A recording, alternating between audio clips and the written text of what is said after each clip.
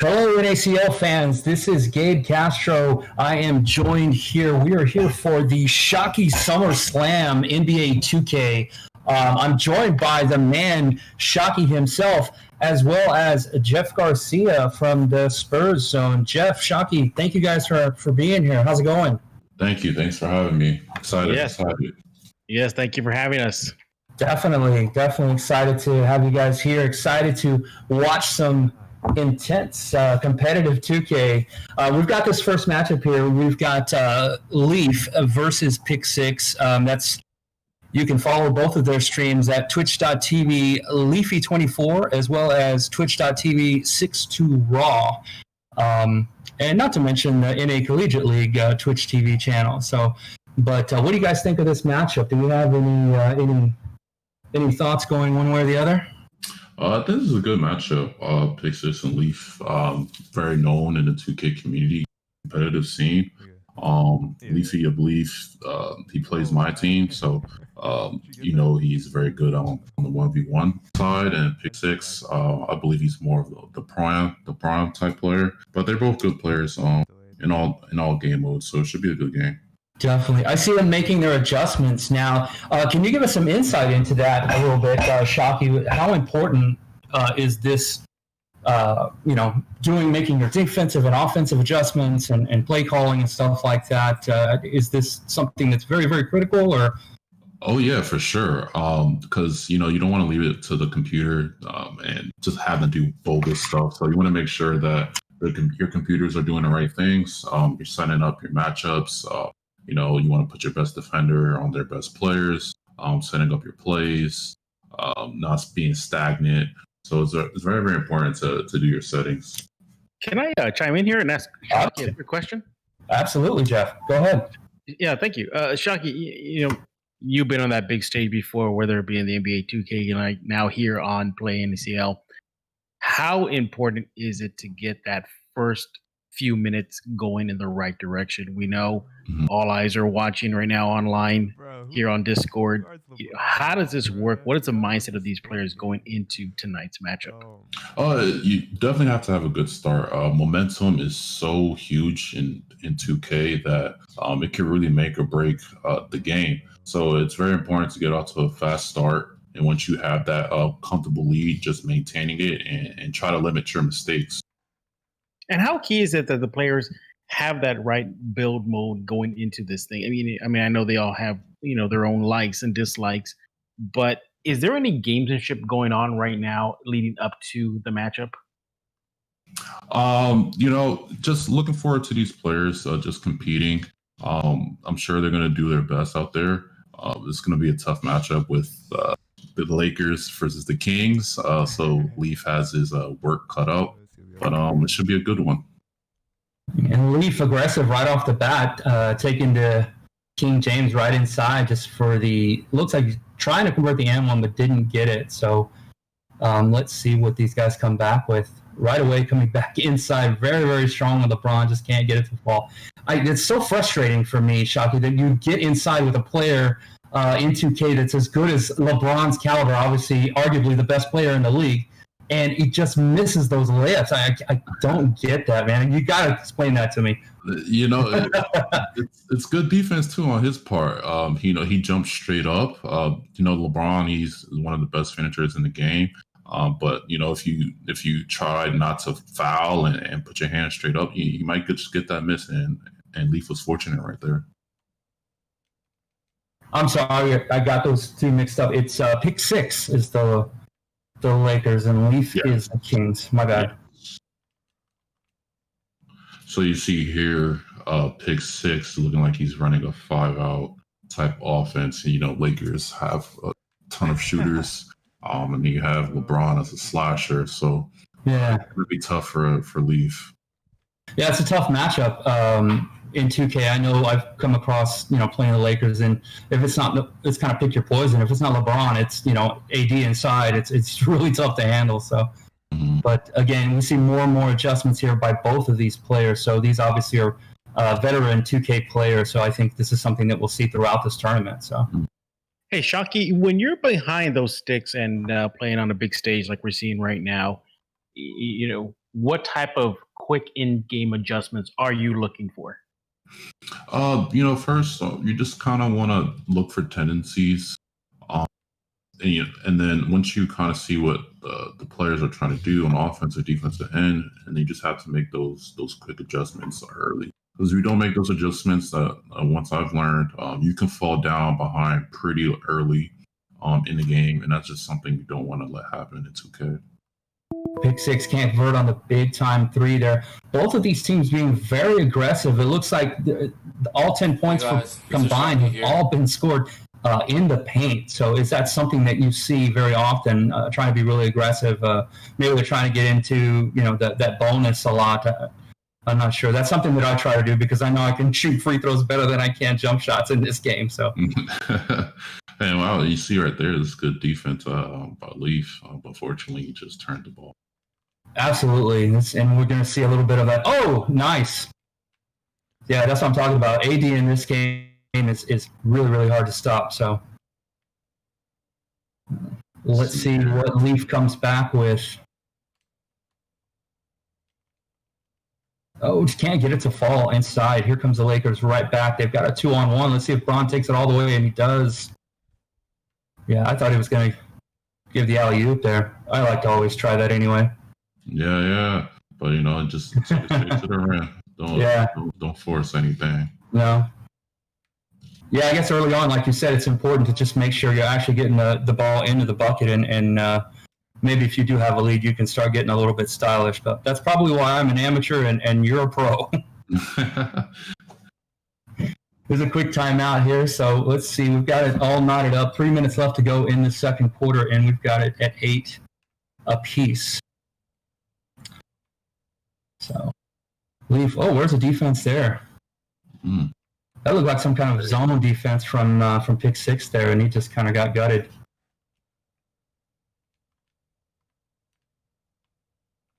See, Leaf is in a 2-3 zone.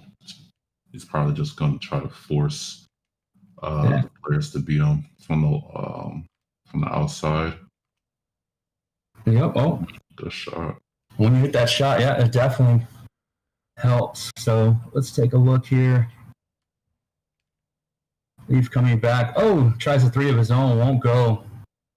Yeah, man, I've read so many things. I've watched your tutorials, obviously, in shooting and building the players and trying so many different things, and I still haven't found my groove. It's I'm getting there, but I'm not consistent. So it's this is not an easy game, No, not at all. It's tough. It takes practice, man. It takes practice. So definitely. Oh, wow, nice take all the way to the hole. Yeah, you're probably delayed. So, just to give some of our viewers insight, most of them who have watched our 2K tournaments are familiar with our format, but it is a best of three. So these guys will play a best of three. And what we do is we offer them 3 teams each that are completely at random. So the reason we do that, obviously, for competitiveness, and we don't want to see the same teams. We don't want to see the Lakers and the Clippers and the top tier teams just playing all these tournaments only. So it's really, we're trying to level the playing field, and we're really trying to see what these players as individuals have, regardless of the team that they're playing with. So that's what we do here at NACL, to just try to make it interesting. So it's not an uncommon format for a tournament here, but there's another three. Oh, he greened that one. Nice shot there by pick six. Shockey, I've always wanted to ask you. You played at the highest levels and continue to do so. When you're at the free throw line, does the shaking, rumbling effect really get to you? Man, it does not, Jeff. I'm telling you, it's been like that for the past how many 2Ks? Maybe 6, 7, 8 2Ks. So pretty much immune to the shaking.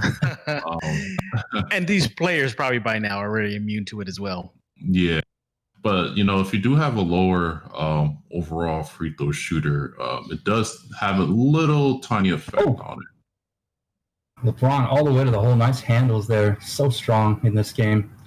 Yeah, I was going to say, as far as that goes, Jeff, I'm glad you brought that up. I'd love to see in the next version have on all the fans there on the baseline with the balloons. Oh, right. That's great defensive play there. Pick six. Yep, that's a perfect point. That's why he's called pick six. Nice. But that's that cross-court pass at an angle. It's not a very wise idea. It's just like in football trying to throw back against your body. You just don't do it. No, yeah.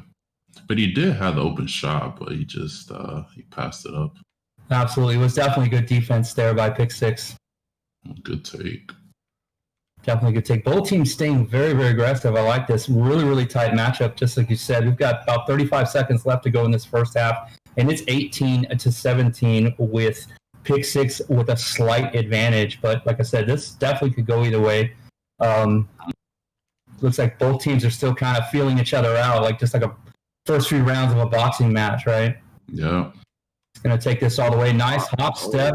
Oh, couldn't get it to fall, but De'Aaron Fox does get the call, so let's see if he can convert.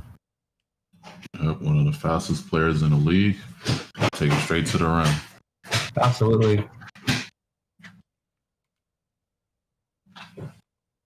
15 seconds left. And let's see, Hicks is going to hold for that final shot. Let's see if he's going to run. What would you do here? And would you isolation? Would you pick and roll? What's your go-to move right here? For me, I would probably just ISO like he did there with the 5-out, and just hope that he sags off and you kick it to the open shooter. Gotcha. So just kind of draw and kick, basically.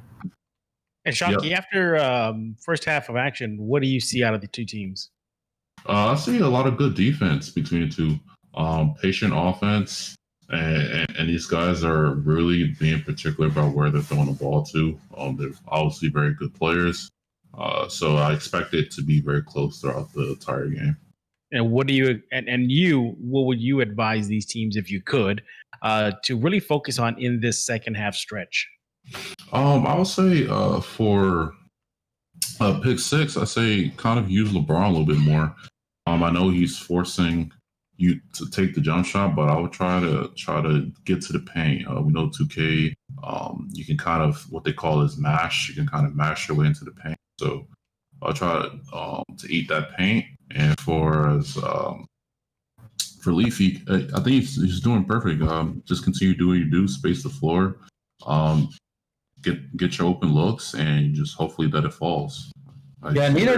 Neither guy's shooting very well from the field, but they are getting inside and scoring, just like you did right there. But yeah, I would agree with you. I'd like to see pick six not only use LeBron more, but mix it up and use AD more, because I don't have the stats with me, but I don't think while he uses AD that he's missed a shot yet. So he's pretty much unguardable to this point, and he's going right back to him. Maybe you heard me. Kicking it out for the big three. Nice. And he greened that one too. So that's always feels good when you get that green. Yep. Let's see. Right back to the hole. Ooh, choose the foul.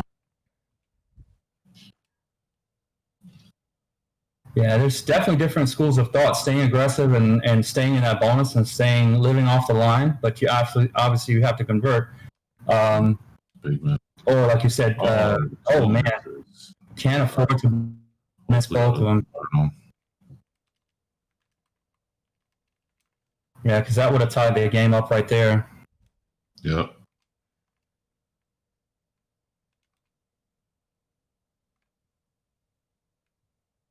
Here he goes, back to AD, just kind of what I was wanting to see, and he's drawing a crowd. Let's see if he kicks it.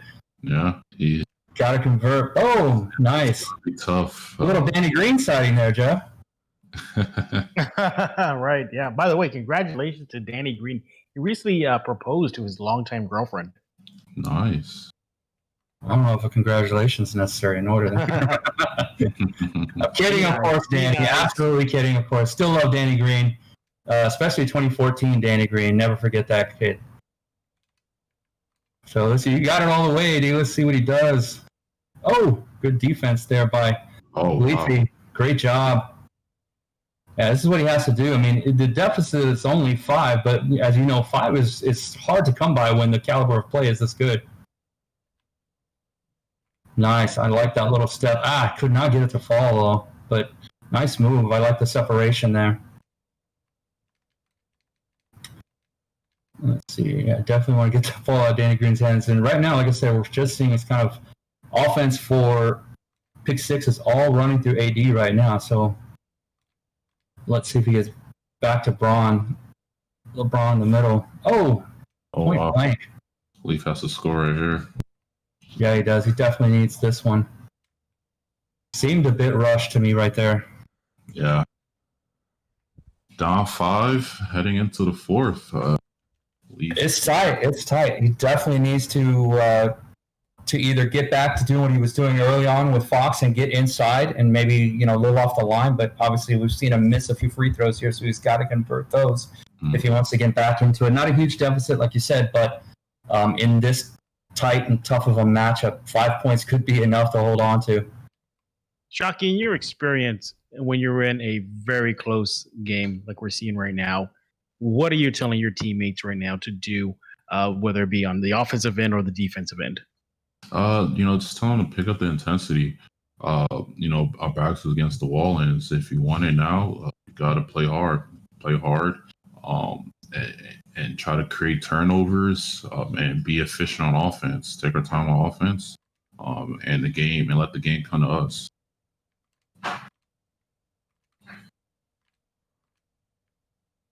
Good contest right there.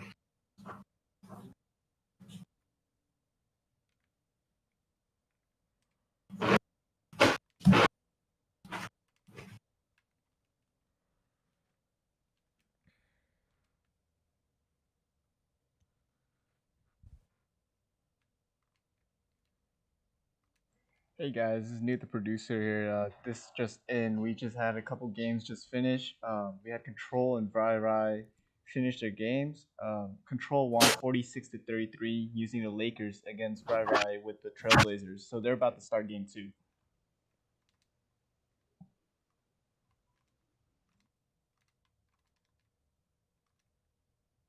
Shockey, you got a little under 2 minutes left in this contest right now. What are you seeing out of these two teams? I'm seeing right now pick six is being aggressive. As you see there, he took it in with LeBron, and Leafy he's rushing a little bit, but 2 minutes left. You got to make it shake. Got to make something happen. Yeah, great dunk by now by De'Aaron Fox of the Kings, and we're going back up on with what a little more than a minute left in the game. Look, the controller is starting to feel a little tight right now, isn't it? Palms are getting sweaty. These guys got to just relax and just take it one possession at a time. Or, Shockey, you're the belief of just going all out and, let the chips fall. Yeah. Costly turnover right there. That might be the game if pick six right here just takes care of the ball. And if he puts it in the rim, and that would be a GG. That's what we like to call it. Mm-hmm. Yeah, you got to be careful with those jump passes. That's the way I seem to always turn the ball over. So, Leafy right there just getting desperate. Like I said, I think this game has probably gotten away from him, even though there's a minute left, 7-point deficit. Staying in the zone, what do you think? I am personally more inclined to just jump back into a man because it seems like the last several possessions, the middle has been wide open because of that zone. I don't know. I would have changed out to a man-to-man myself, but again, I'm not the pro, so. The reason I believe Leafy went into that 2-3 is if he leaves LeBron one-on-one with any player on the Kings, he's pretty much going to smoke them. Gotcha. Blow right by them. So kind of want to just play a team defense on LeBron and AD.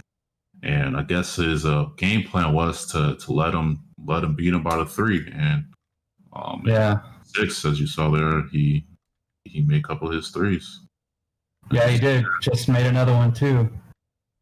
So this one is going to be all said and done. Looks like pick 6 is going to take game 1 versus a Leaf E24 Leaf. But that's why we do a best of 3. He does have, game 2 to get right back into it. I fully expect Leaf to get back into this and probably even this game up. Going back to what the information we got from our producer, Newt, in Control, it's my understanding that he's also a former Pro 2K player too, so it's no surprise there that he took game one. So yeah, it'd be interesting to see what happens in this game too, and in the matchups. What I always love about the way we do everything is, like I said, the different teams that these guys are going to have to pick from in the second matchup can completely throw both players off. So it's really, like you said, about your skill set as an NBA 2K gamer, and what you can take advantage of. And I don't know if you want to give a little bit of insight into that when you're choosing different teams there, Shockey. Yeah, but only because it's this tournament, it's randoms. So just kind of want to pick the best team that you feel is going to give you the best chance to succeed. I believe Leafy had. I believe he had the Jazz and Jazz, Hawks, and Kings, I believe, in his random selection. Okay. Personally, I probably would have went the Jazz because I know I have a better finisher with Donovan Mitchell, and Gobert can handle it alone against AD, but he didn't know he had the Lakers, so that probably went into that decision. That's true. You don't really know. And gentlemen, you look at these players right now, it's almost they have to just multitask in a level that we've never seen before, or probably would not experience unless your name is Shockey, right? You got to play on the controllers. You got to be communicating with your teammates. You have to be watching where you go, and then add in the fact that you got to even have a little understanding of what is going on with the NBA and the players. Yeah, definitely. I totally agree. All right, and I'm getting some information from our producer, though. We're going to try to jump into another game here shortly so we don't have too much hold time, so we can kind of keep this action rolling. Just want to shout out to our viewers, of course, and some of our sponsors at NACL, CommLoan, CommLoan.com for all your business loan needs. Check them out as soon as possible. If you're looking to start your own business, or you have an existing business and you're looking to do refinancing or expand that business, CommLoan.com is where you want to be. So let's see if we're going to jump into that next game. So I'm waiting to get some more word from Newt, and we'll go from there. As we're waiting, what do you guys, let me ask you guys, let's get back into the real world a little bit. Obviously, the entire globe is affected by this pandemic. I know, Jeff, you were working with NACL on simulating Spurs games, and tell us a little bit about actually your background and what you do for the Spurs yourself. Oh, thanks. Yeah, for those of y'all who don't know me, just who's this guy just suddenly popped on NACL stream. Yeah, I actually write about the San Antonio Spurs for two San Antonio media outlets, and kind of expanded my game into covering just e-gaming, in particular just NBA 2K, whether it be here at NACL or at the NBA 2K League. I've gotten to know Shockey during his playing days with the Nets gaming, and now, and he actually came on a podcast I host trying to urge the Spurs to get into e-gaming, but unfortunately, Shockey, they still won't do it. So, other than that, be able to meet Gabe. He's turned me on to NACL. I've been behind the scenes, low key, and Gabe knows this, helping him and giving little hints here and there, like, "Hey, this guy's available. Oh, check this out." And absolutely, we definitely appreciate all the networking help. Definitely, and obviously, me personally, from a personal standpoint, being a huge Spurs fan and having you here in the hometown, even though you're not physically here, I understand that you're on the East Coast. Actually, you guys are both on the East Coast, so I'm the only one here in San Antonio right now. But we definitely appreciate all the help, Jeff, and I'm happy to have you. I know, like I said, you're being modest, but you definitely have a huge following in the different publications that you write for. So we're definitely excited to have you be a part of us in any way possible. So thank you. No, the pleasure's all mine. And Shockey, though, I think I may have to talk to you again. We gotta get the Spurs to get on this e-gaming thing because they're not listening. Well, maybe Jeff, you need to get me in the room. All right. That too. Let's all triple attack them. Absolutely. Yeah, that would be great to have here in the city, man. That would be outstanding. All right, so it looks like we're getting some information in. So Leafy is choosing the 76ers. Ooh, I like that. So you've got a good inside-outside there with the point guard and the big man. And then pick 6 is going with the Wizards. Ooh, interesting. I like that. So it looks like it's gonna be all John Wall. Hopefully, let's see what he does with the Wizards. But that should be an interesting matchup right off the bat. Just on paper, it looks like Leafy has the better matchup. But again, it comes down to gameplay. What do you think about that, Shockey? Actually, I like this. This matchup. The Sixers have Ben Simmons and Embiid, so I'm pretty sure he's going to be attacking the rim. Luckily for Big Six, he has some good pieces in Wall and Beal. Absolutely, it should be a good matchup. We got some more news too on one of the other matchups on the other side of the bracket. Shonix Wynn, playing with the Pistons, will drop the first matchup to Ian Almighty, who was playing with the Jazz. So Ian Almighty taking game 1 with the Utah Jazz there. Also, Snagaholic TS playing with the Clippers takes game 1 versus Chrissy YT playing with the Mavericks. Ooh, I bet that was a nice matchup. Clippers Mavs. That's a good matchup in real life too. So definitely. But, so as we're waiting for both of our Leaf and Pick 6 to round out their settings, it'd be so nice if there was some kind of macros or something that you could click on that would recognize your profile and adjust to what you already kind of like to do. What do you think about that? Would that make things obviously easier when you're playing, or does that really not matter to someone when you're like yourself there, Shockey? I'm sorry, I didn't hear the last. So I'm just saying, when you're coming into a game and doing all this setup, like if it just almost like if the game knew your tendencies and the way you like to set things up, you know what I mean? I would say, like I said before in the first game, it's very, very important because you just don't want the computer doing things that you normally wouldn't do. So right. Here, he's putting no hedge. He's putting tight on John Wall. He doesn't want to give John Wall space to attack the rim. So I guess your IQ and knowing the players on the floor to make these settings adjustments. Absolutely. I guess what I was referring to is when you're playing at home alone or practicing or doing your scrims, you probably have your settings saved. But in a tournament like this, there would be really, and maybe that's something we need to look into, that you could have your settings already kind of come up and just kind of save you some time. So that I think that would be kind of a neat addition. So I don't know if that's possible, but Newt, get on that. Let's take a look at that. Shockey, I always want to ask you something. You're seeing already a couple of games end and players and teams are advancing. As they go on, what is that mindset, knowing that the stakes are getting higher and higher?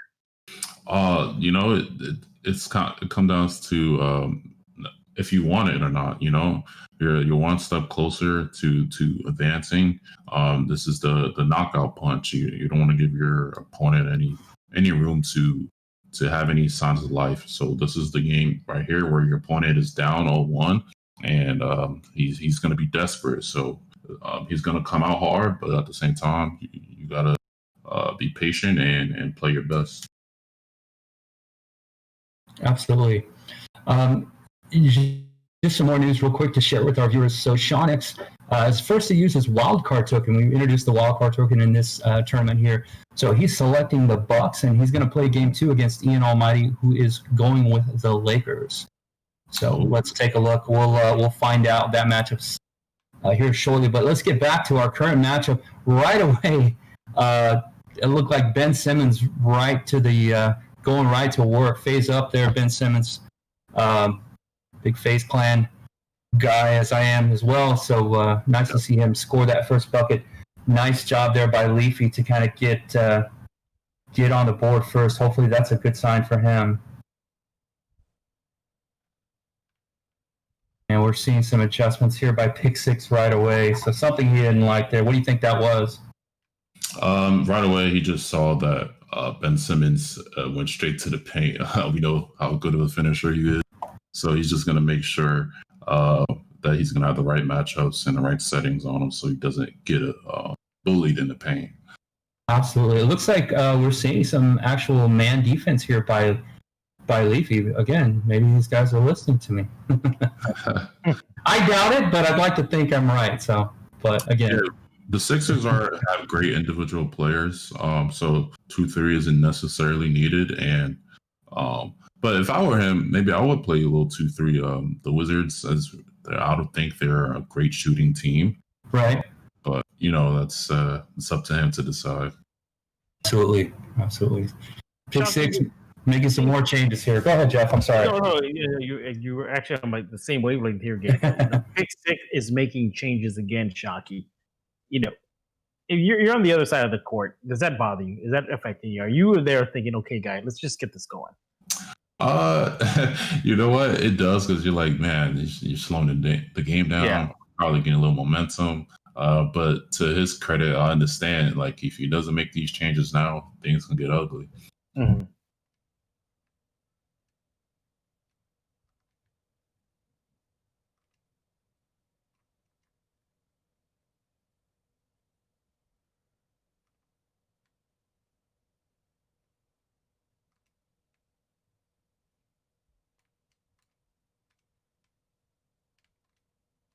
Ooh, big miss right there by Holford. Yeah, Shockey, you're looking at these key misses right now. Definitely a very slow start between these two teams, isn't it? Oh yeah, for sure. Yeah, they're getting a little feel with the players right now, but I expect the intensity to turn out real soon. Yeah, look, we're not hiding this. It's 0-2 to start the first quarter with just a little over a minute left. You gotta. When does it come to the point where you're just gonna have to just look at that scoreboard and say, okay, look, this is a bad game. This is a bad start. Do you just brush it off immediately, or do you kind of regroup as the game goes on? You're only down 4 right now. There's no need to panic. There's plenty of time left in this game. See there, it's great rebound, and just like that, very good rebound. Yeah. So the game's not over at all. Still playing the basketball left. And you look at the game right now, and it's a very, the way it's for your SummerSlam, the Shockey SummerSlam. It's a quick match. These are quick games in and out. It's almost Shockey. Is it comforting to know, because it's such a quick matchup, that any lead is not too insurmountable? In 2K, it's very hard to come back from down double digits. So it's very important to stay within less than 10. But you see there, he just got another bucket there. So he's starting to push the lead up right here. So if I would pick 6, I would try to score right here. He's getting a little momentum. But yeah, it's very important to stay within striking distance, because you're playing a very, very good opponent, and it's going to be hard to try to climb back in. Yeah, exactly. And we know the Wizards with John Wall, Bradley Beal, that combo guard that Washington have. You would think they'll see a lot of time with the ball in their hands, but so far, not really much production out of them. No, not at all. As Leafy knows, those are only two players that are threats. So you stop those two, and Washington's pretty much a dead team. Oh, yeah. Wow. That's a big prayer that's answered right there at the end of that quarter. Leafy really feeling it. He's got 10 points. I think all 10 points are from Ben Simmons, so he's really taking advantage of Ben Simmons. Hasn't even gone to the big man inside. Doesn't need to at this point. I think he's feeling really, really comfortable with this matchup. As I noted earlier, when you get different teams, it can change your whole attitude and the way you're playing, and you can get right back into a series even if you drop that first game, and that's what we're seeing here. Good defense there by Levy. He's coming back, and he's just going for Simmons all the way to the hole with that little pull-up. Oh, can't get that's his first miss of the game right there. But absolutely, Pick Six has got to knock down some shots here, because it's only 5. But as we have seen before in Game 1, 5 can turn to 7, that turns to 9, that quickly is 15, and you're really out of it with this short of quarters in this type of tournament. So, And like I said before, prior tip-off, he's going to take advantage of Ben and draw down low. There's nobody on Washington that can guard them, and that's the game plan right there. Absolutely. And we're seeing good individual perimeter defense because you're not seeing a lot of the guards in Beal or Wall break down anyone to this point. Just like that, Simmons like a freight train right down the lane and all the way to the hole for the score. Again, I think he's got 12 of those 14 points. So he's really, really leaning on him, which I don't blame him. So good defense, good contest. It's really, really hard for Pick 6 to get anything going. So he's got to be a little bit frustrated. So he still has the second half to regroup, but it's already an 11-point ball game. It was just 5 points while ago. So we kind of commented on how quickly he can get away from you. Let's see what happens. Definitely. As you see here, this lead is starting to get away from Pick 6. Yeah, it looked like he was trying to set up that two-man game. It just really couldn't get the screen that he wanted, an effective screen anyway. All the way, should take that all the way. Nice. Good decision there. Don't even mess around with the jumper when you have that clear lane. Just get the 2 points and get some confidence going for the rest of this. 50 seconds left in this first half, but you got to do a little bit more defense there. You cannot let Ben Simmons just get in the lane, dunk on you, and get the and one. And flex on you too. Yeah. Insult to injury there. Definitely. Those player animations are a big thing in 2K. They're a lot of fun, especially when you're playing, as Shockey can tell you, when you're playing in the neighborhood and in the rec and things like that. So it's cool to see those out in the actual games, the league games themselves. For sure. Shockey, the teams are going to the halftime right now. Philadelphia's up big. What are you telling Washington about Pick 6 right now at halftime? Right now it's I don't know what to tell, to be honest with you. Things are ugly.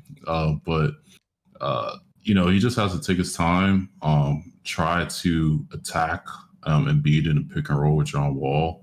And that's a big fee right there going into halftime to cut it to 8. But like I said, just I think attack the pick and roll. And you just have to play stellar defense. I don't know, to have to double team, triple team Ben Simmons or Embiid down low and force the other shooters to knock down shots. Absolutely. Like I said, as we start this second half, it's just an 8-point game. And I've always felt, especially even in the real NBA, if you can cut anything down to 10, you've got a shot, just like I said, that's, and that was a good job by Pick 6. He could be finding a little bit more of his rhythm offensively. So we'll see, but he is going to have to try and slow down Leaf, who is very, very comfortable scoring with Ben Simmons, obviously, to this point. So a little side story about Joel Embiid. In the summer, when the NBA season is over, New York City hosts a big soccer tournament hosted by Steve Nash. It's for a good cause, more proceeds, right? Well, Embiid is one of the usual guys who plays. He can play soccer. I've seen him play soccer, and he's really, really good at it. So, very multi-faceted athlete there. But Embiid, and of course, he's always being a goofball, playing with fans. So it's good to see that out of Embiid. Definitely. It's amazing when you see these world-class athletes, and sometimes with their size, and still able to move and be that nimble. So, I know what you mean. And he scored a goal, too. So good for him during that soccer tournament there. The lead is still 8. Philly 20, Washington 12. You've got Leafy over Pick 6 in this one. 2 minutes left to go in this third quarter. Again, I'm joined here by Jeff Garcia at Jeff G Spurs Zone on Twitter, as well as former professional NBA 2K player at Shockey 2K also on Twitter. So again, guys, thank you so much for joining me here on this NACL broadcast. Shockey, thank you so much for getting together with us and having us put on the Shockey Summer Slam. Really excited. The gameplay thus far has been super tight. I am excited to see how both players have really kind of dominate a little bit with different teams. So it's really, really coming down to this point. The difference has been matchups. So we'll see what happens if Leaf is able to hold on to this game and force a final game 3. It's going to get really interesting. So I'm personally hoping that's what happens, but you never know. I wouldn't count pick 6 out. Nope. Trying to go to work, get inside. Just amazing defense there. Great defense. And did he force a violation? Yeah, shot clock. Absolutely. Great job. Great defense. It's always a big win when you can force a shot clock violation in 2K. It's not really seen. Most players, from my experience that I've seen, do not take the entire shot clock. So that's great individual defense that's going on right there. A lot of players must have that clamp badge. What do you think? Yeah. Oh, wow, that's big. Yeah, that's so pretty. That looked like another number 21 that I'm familiar with, huh, Jeff? Oh, yes. You're talking about the great Dominique Wilkins. I'm just kidding. No. Get out of here. He didn't wear 21. Yes, he did. You're absolutely right. That's a little trivia there for you Spurs fans out there. The last player to wear 21 before Tim Duncan was Dominique Wilkins. Absolutely. I forget sometimes that he was a Spur there at the tail end of his career. Still putting out highlights. Yeah, he was. He definitely was. So,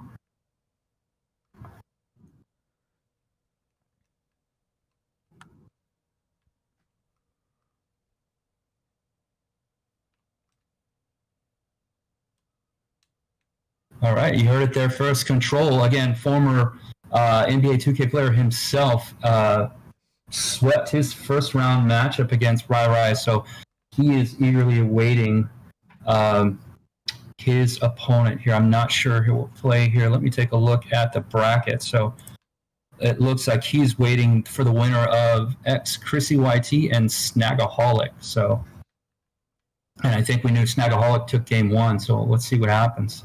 I always get a chuckle how these guys pick their names. Yeah. Snagaholic. You know, I've seen some wild names. Yeah, but maybe it's a big rebounder. He could be a big rebounder. Who knows? Yeah. See, I was thinking steals. Like he's gonna snag the steals. That's true. What I thought. Yeah. How did we come up with Shockey? Where'd that come from? What's the emphasis? What's the origin story there? The origin for that, I was a big Static Shock fan. Okay. I decided to take the Shock and I just added the extra letters at the end there and just made Shockey. And at the time, a lot of people say it came from Jeremy Shockey from the NFL. Oh yeah. But it wasn't. I didn't even know who he was at the time, so I thought it was unique until I saw someone else have that name. Well, I mean, it's bound to be repeated. There's so many guys, so many professional and amateur 2K players all over the world that, you know, the odds are that you're going to see some repeated names. So, let's see here. I just personally went with whatever Xbox assigned to me. It's just not too glamorous, but again, that's why I'm an amateur. You know, we're watching 2K, but, you know, if the report is true, the NBA players heading to Orlando for the Orlando bubble to resume play late July, they will be given 2K games to play in their respective hotels. Oh, nice. As we know, most of the NBA players love 2K, so absolutely occupied while quarantined. Yeah, I haven't read enough, Jeff, and I would defer to you on the expertise as far as like. So, give us some insight into the layout of the NBA resuming season. How did they decide who goes? Was it strictly based on records, or how did they do that? Yeah, it was based on records and how close you were from being mathematically out of the postseason and mathematically in. So, like for example, teams like San Antonio, Washington, Phoenix, they were all within a miracle. Within striking distance, no? Yeah, to get that final spot. So the NBA allowed them to take a chance and see if they can do that. And there's two ways they can break into the postseason. Those teams that are on the bubble, either they just win outright and take away the 8 seed or force a 8 seed play-in tournament. Wow. So that'll be fun to see. And the funniest thing, though, is that how they got assigned hotels was based again on seating. So the top teams in Orlando are getting the quote unquote exclusive resorts, hotels to stay in. And those are all who were 8 seed and below. They got, and poor them, they got to stay at the yacht club. Poor babies. Yeah, poor guys. Feeling so bad for them. So the higher seeds basically are going to be having like breakfast with the princesses and Mickey, is what you're telling me. Yes. They have that. They've got that package. While the yacht club, which are the lower teams, they get to have the biggest water slide in Orlando. So. Oh wow. Okay. Yeah. It's kind of amazing that. It's, again, speaking from a personal standpoint and a Spurs fan. And before this one gets away from us, 15 seconds left to go in this one. 6-point lead here for Leafy. It looks like he's going to go ahead and force that final game 3. So, again, I'm glad that we have a game 3. All will be on the line. And to this point, so what we've seen is just all about matchups. So it's going to be interesting, the teams that both of these guys have to choose from and how they go about their attack. So I'm looking forward to seeing that. But jumping back to the real NBA, what I was going to say is from a personal standpoint, and you can obviously speak to this, Jeff, being a Spurs beat writer, the Spurs have a chance to still make the playoffs for the 24th year in a row? Actually, it'll be the 23rd if they make 23rd. Okay, yeah. I was close. Yeah, you were close, but I'm a homer. I'm going to add give or take a year. Yeah, exactly. But the Spurs are if their backs weren't up against the wall to begin with, we'll make that times 100. No LaMarcus Aldridge, he's out for the season, right. And I was able to speak to the Spurs GM recently, the new GM, Brian Wright, and he told me that they're with in so many words, Gabe, that they're looking at Orlando as just 8 games for the young guys. So gotcha. Yeah, I think they see the writing on the wall. And that's that's typical pop style. When it's kind of not there, he just doesn't force it. And I know a lot of Spurs fans are unhappy about this season, and obviously nobody saw the pandemic coming, and that threw a monkey wrench into everything. But I'm glad that the NBA is going to get to resume so that we can get a little bit some kind of semblance of normalcy back in the sports world. So that's exciting to see. It'll be good to see it back on TV. I understand that fans won't be allowed, but we'll be able to see it broadcast, and we'll be able to see these guys go back and do what they do best. So that in itself is exciting. I want to shift gears quickly and just ask Shockey's question here. Speaking of the pandemic, Shockey, as you know, your cohort, your colleagues at the NBA2K League, they're also shut it down too. They're not allowed to go into the new arena in Manhattan. But I had a chat with them, and you know what? I talked to the Hawks talents coach, and I want to get your take on this. When I asked him about playing remote games, he said it really isn't a big deal simply because most of these players came up playing remotely. What is your take on that? Is that really a big issue for 2K players to play remotely versus in front of a crowd? Yes, he is right to a certain extent. Playing online, you do play on the comfort of your home or practice facility when you don't have the opposing team yelling at you and you're just out of your own comfort zone. But also, internet connection plays a huge deal. And let's just say, I'm the Blazers and I'm a West Coast team and playing a team all the way out playing the New York Knicks, and that's in the East. There is going to be some delay there for the West Coast team. So there are some disadvantages to teams that are across the country. Who's their center? Yeah, and as you know, the pandemic has hit all pro sports. I mean, from the 2K League to NFL to MLB to NBA. You just hope that everybody's still being safe, washing their hands, putting their mask on, social distancing, because just when the nation, especially in the United States, thought that the worst was over, that beast is popping back up again. So for everybody listening in right now, please continue. Do your best to keep everybody safe. Absolutely. We want, here at the NACL, we obviously support everything that, being safe, using your mask, doing whatever is possible so that we can obviously, see an end to this, because I know everyone in the United States and obviously around the world wants to get back to normal. I don't know if we'll ever have the same type of normal, but get back to as close as normal as possible. If I got to go out for the next year wearing a mask everywhere I go, I'm fine with that, as long as I get to kind of go out to some places. So, but obviously, we want to make sure that all of our followers are being safe as well, and it's just really, really important. So, anyway, let's gonna get back to the matchup here. Let's see who we got. We're getting some more news on the other bracket matchups. Snagaholic beat Chrissy and will meet. So it is Snagaholic who will go ahead and also sweep his first round matchup, and he moves on to meet up with Control in round 2. Yeah, we might want to get over to that matchup and take a look what's going on there, if we can, in that second round here shortly, Newt. Though that promises probably to be a good matchup. And let's see, it looks like who do we have matched up here for Leaf and Pick 6 here? I'm seeing somebody has the T-Wolves, or they're still moving around. It looks like they're still picking teams, maybe. Yeah, if I lose, I'm really mad. Shockey, in Leaf and Pick 6, they got to play a game 3. Again, the mindset of a winner-take-all game. Oh yeah, for sure. It depends on the teams too. I'm not sure. Do we know the matchups? I'm not sure if we have the matchups in yet for Leaf and Pick 6. I do have some information on Sean X. He took a gamble and he did pay off for him, so he was able to tie up his series 1-1 against Ian Almighty. So they also are forcing a game 3. So Leaf and Pick 6 are in a game 3, as well as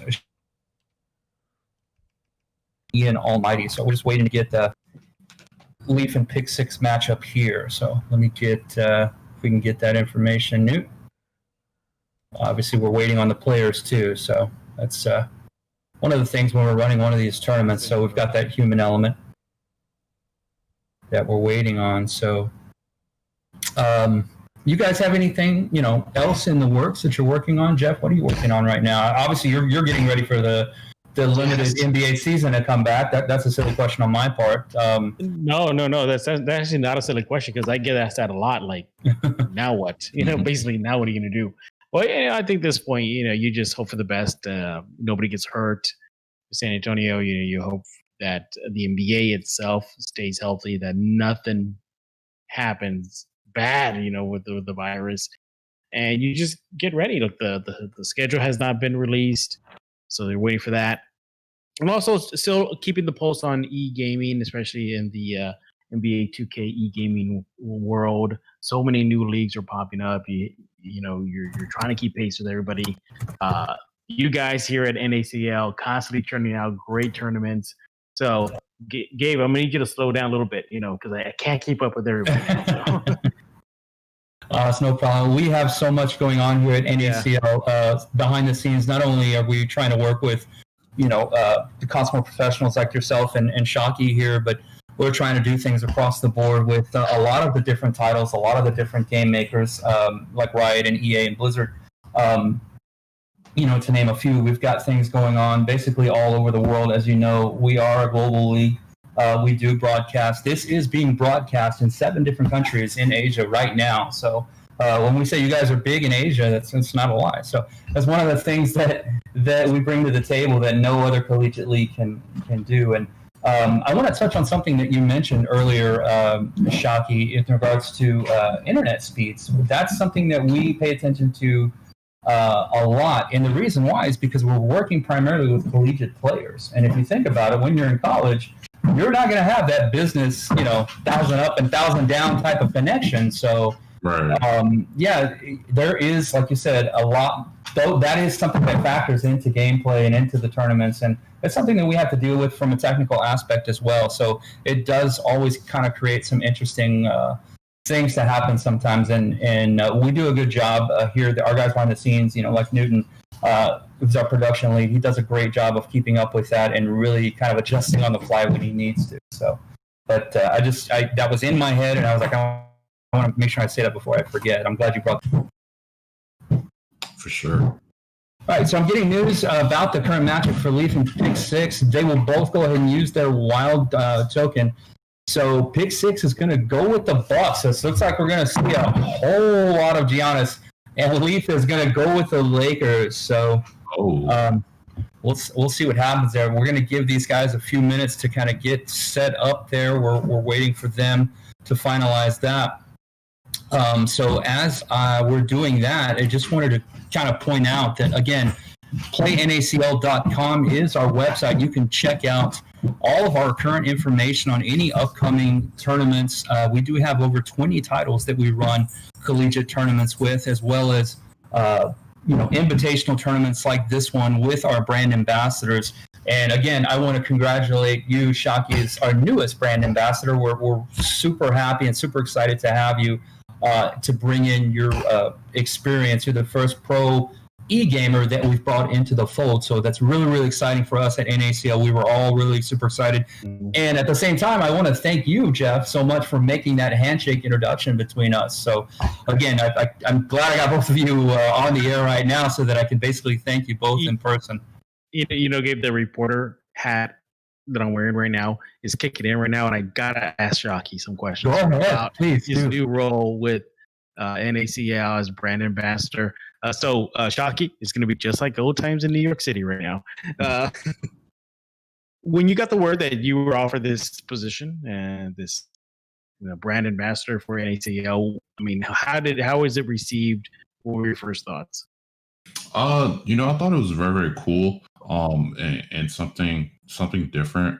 I kind of didn't expect an opportunity like this to come about.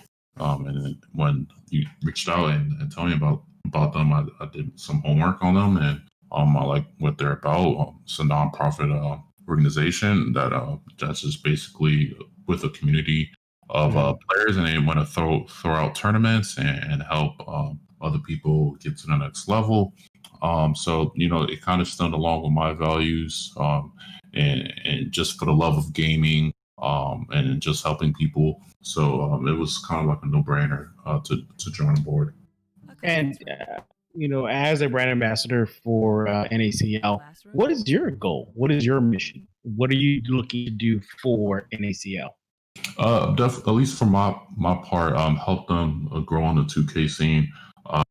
They haven't had anybody of like us, I would say, like a former player, former professional 2K player to help join board. So just being that first person and helping them kind of see what it is about 2K and why they should invest in time into it and see help them grow in that stance would be great. And as we know, they're very big in Asia. So that's another goal, is to help get some Asian players into the league at some point. And what lessons that you take over from your NBA2K league days into NACL? What are lessons? What is some advice that you are bringing over? I would just say, in terms of competition, kind of scouting the field and knowing the players, so giving them insights on players, how things like to be run within the community. So I've been part of the 2K community for several years now. So just having somebody that you can go to and ask about, the 2K community, what tournaments to throw on, who to reach out if you need to do this certain type of action. Just being that bridging that gap. Yeah. Well, congratulations, Shockey. I know you're going to do a bang-up job for NACL. And what better way to introduce yourself than the Shockey Summer Slam? What are you feeling so far about it? I feel good. I like the rules. I like the players that we got in for the tournament. It should be fun, and I'm looking forward to 2K21. I know this 2K20 is dying down real soon. So this can help get us in the right direction heading into 2K21. All right, it looks like the Lakers and the Bucks, they started out 2-2 early in the first quarter. Shockey, what are you seeing? Right now, it's gonna see Giannis and LeBron and AD. That's the three players you're gonna see. Pretty much, yeah. You know what? Could this be an NBA Finals preview? It very well could be. LeBron's on a mission. And Giannis, he's having another MVP-like season.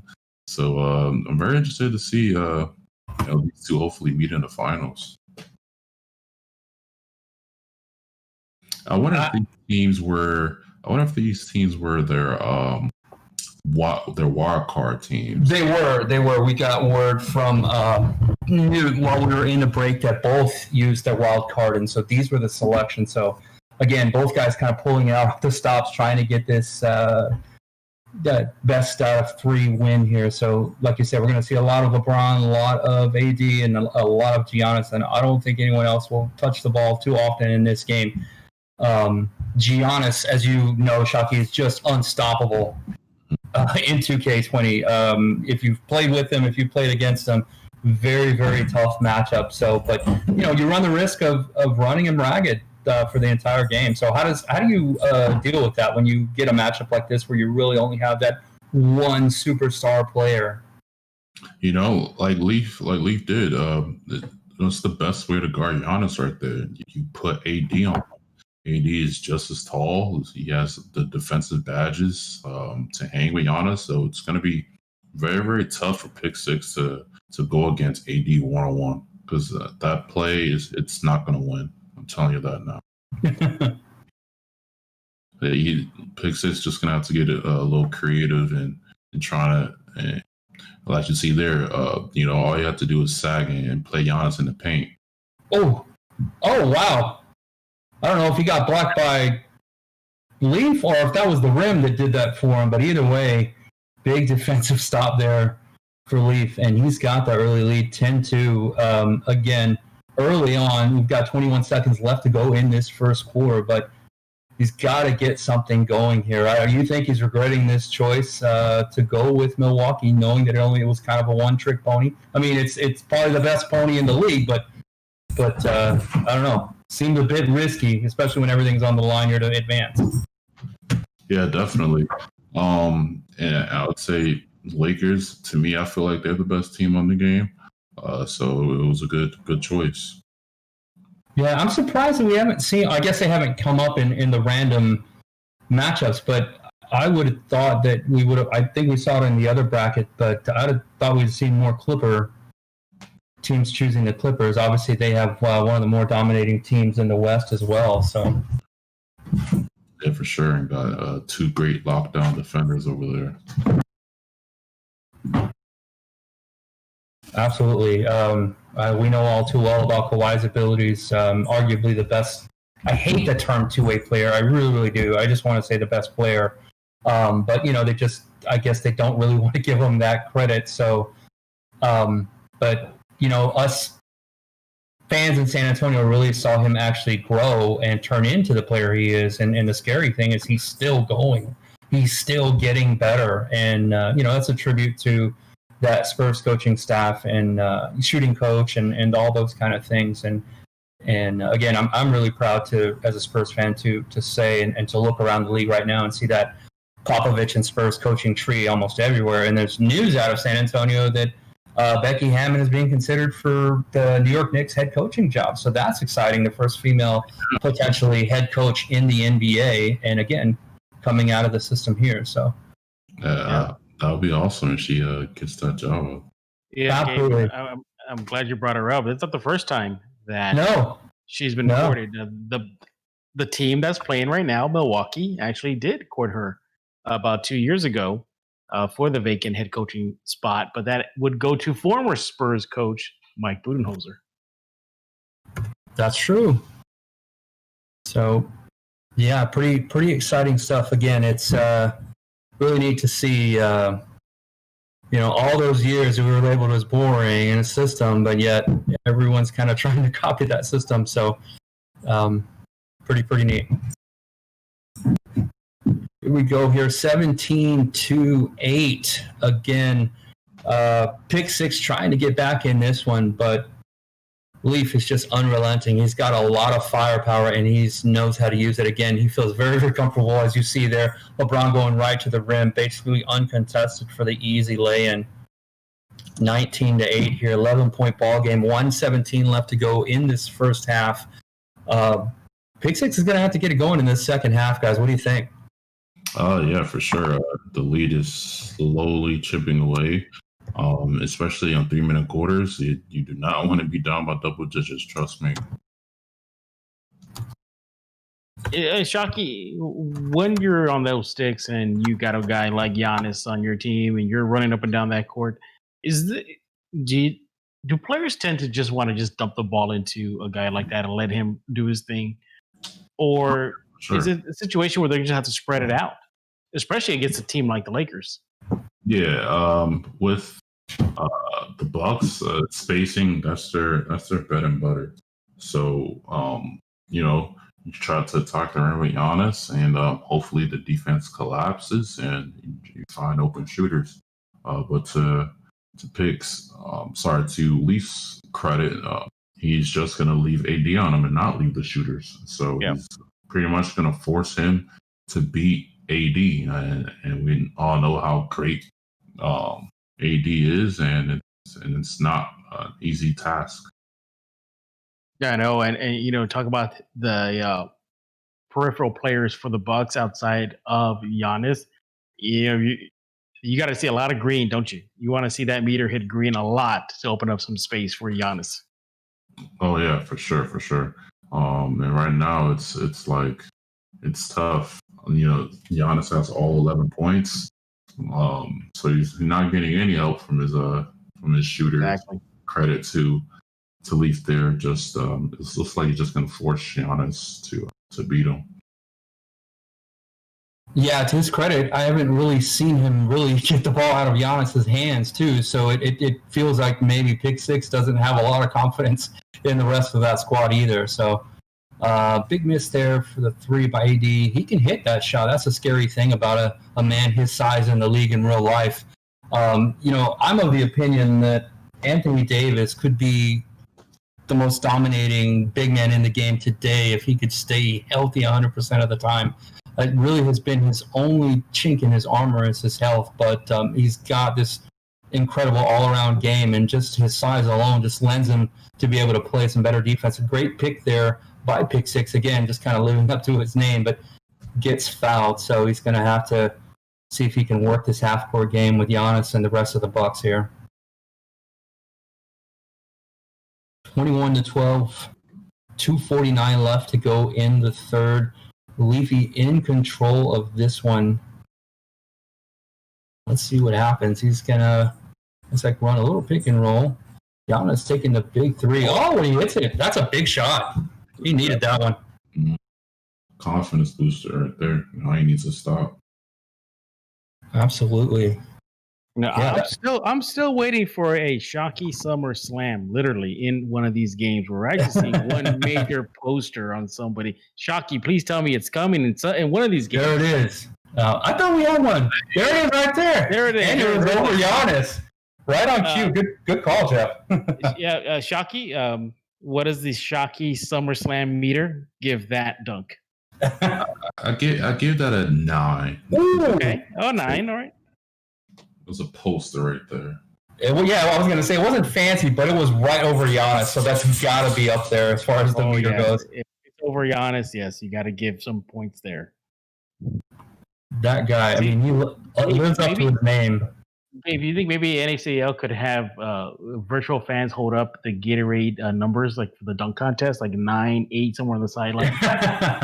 We should figure something out. I mean, I love all the great ideas. That's the great thing that I love about networking and working with so many different people the way we do is everyone has a different idea of how to do things, and we're so cohesive and we're open to all ideas. So it ends up thus far, because we've been so open and willing to do so many different things, we've put out some really great content in my opinion, and hopefully that obviously continues. That's the goal.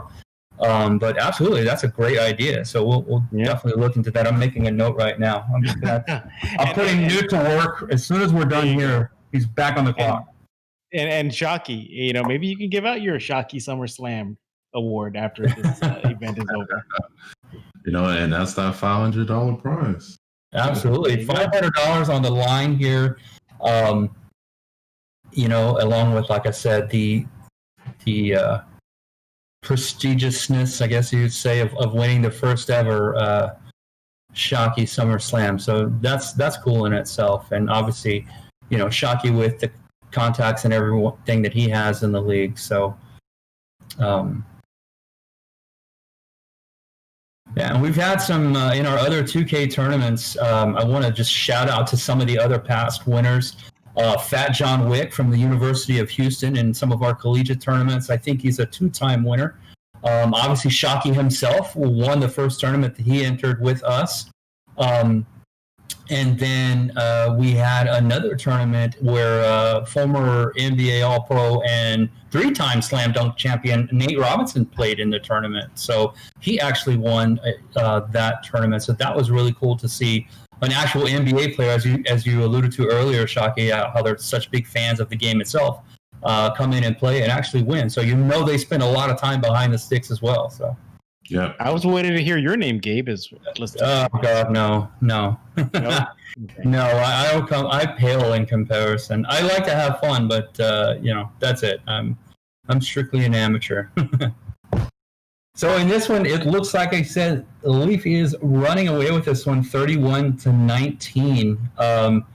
Just too much firepower there at the Lake Show against the Bucks. Initially, it looked like a good matchup, but if, like we said earlier, if Pick Six could not get any more offense from anyone else, it was going to be really, really difficult for him to win this game. That's a big shot. He definitely needed that. I don't know if it's going to be enough. It's a 9-point ball game. He does have time left, but he's definitely going to have to get some stops, and he's going to have to score pretty much on every possession at this point, is my thinking. Yep, for sure. It's now or never. I was waiting for Jeff to break into Elvis right there. It's now or never. No. Speaking of gaming, look, my e-gaming days are long gone, but it's good to see players like we're seeing right now still keeping that energy up, still keeping the NBA 2K fandom alive, and Shockey, you as well, continue the brand of NACL as well as promoting the game. And that's the thing people forget about. This game is universal. Just e-gaming is universal. It doesn't matter if you're a woman, you're male, you're old like me, or young as you, Shockey, and even younger. E-gaming brings people together, doesn't it? Oh yeah, for sure. For all ages, sizes, races, it doesn't matter. All it takes is the stick skills, and anyone can develop that. Absolutely. Like I said, and we've been really proud. That's one of the things that we've always done is pride ourselves on our commitment to not only the esports community, but the collegiate community, obviously, is where we are doing our thing and really staying in touch with the community on a very, very personal level. So you'll find that, and I was going to tell you, Jeff, we need to, I don't know what your console of choice is, but you should join us one of these evenings. The NACL group, we get together and we actually play many of the same titles that we broadcast and that we stream several nights a weekend, so a week basically. So yeah, you're welcome to join us anytime, whether it's 2K or Fortnite or Call of Duty. I know that's in interviewing Shockey, that's one of his favorite titles when he's not playing 2K, Call of Duty. Everyone loves that. So I'll definitely dust off my Atari 2600 and let's go. Wow. All right. That's still not in style. I thought it never left. I don't know. I think it's cool retro gaming, but just touch on that one. So we're going to see, like I said, Leaf moving on and defeating Pick Six in that one. Pick Six taking that early game, but Leaf with the reverse sweep, as they call it, taking game 2 and 3 to move on. So right now I'm getting word that we're setting up the second round matchups. So as we're doing that and we're waiting to come back, I was going to say, what with the NBA season resuming, and where do you see, Jeff, this is a question for you, where do you see other professional sports maybe coming in, and which ones? Do you think the NFL is going to follow suit and things like that? Yeah, I think the NFL follows suit. We know the mess right now with MLB, so it's just hard to get into right now with they just got a bunch of problems on their hands right now as far as resuming their play. But I think it's going to take time, and I think fans are going to have to just grapple with the fact that they might not be invited to games anymore. You're looking at some reports that the NBA season may not when the 2021 season begins. Yeah, it's going to be fans. Yeah, it's going to be definitely be weird to see, but like that, we're going to go ahead and take a break because we need to pay the bills. So, we're going to run some ads here, and we'll take this offline, and we'll see you guys back on the flip side. And again, on behalf of Jeff Garcia and Shockey, this is Gabe Cashel with NACL, and we'll be right back.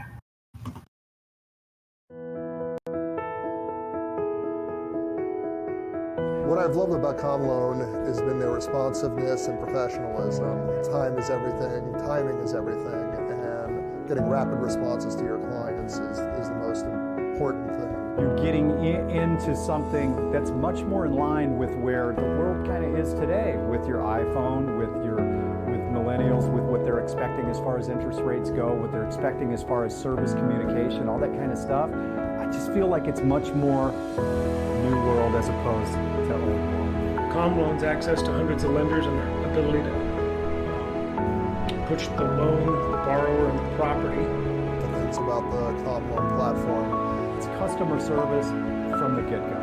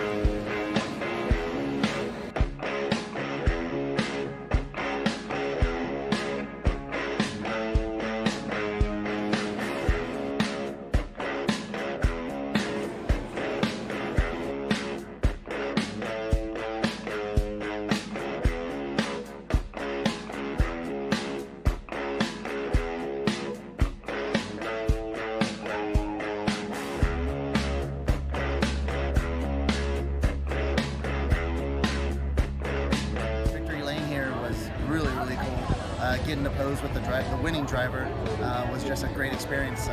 Loved it, man. It was awesome.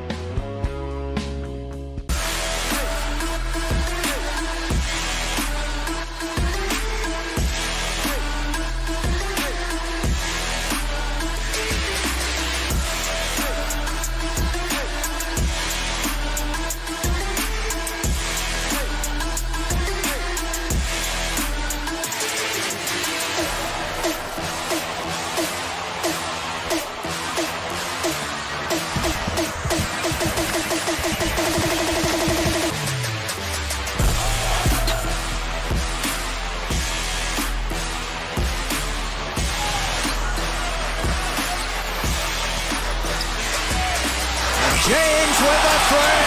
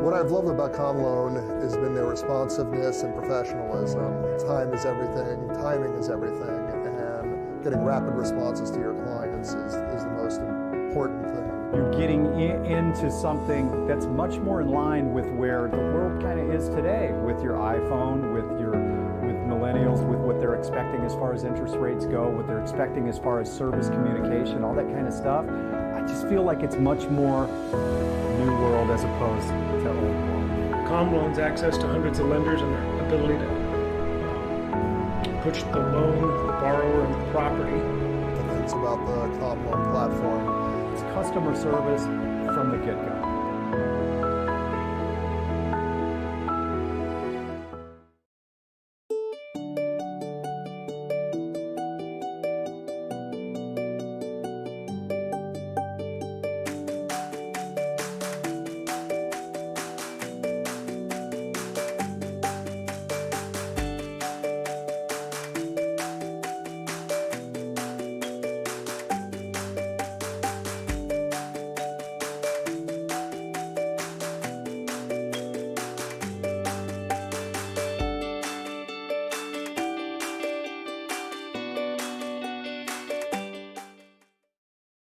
Hey guys, this is Shockey here. I just want to thank you guys for tuning in to my first ever tournament with NACL.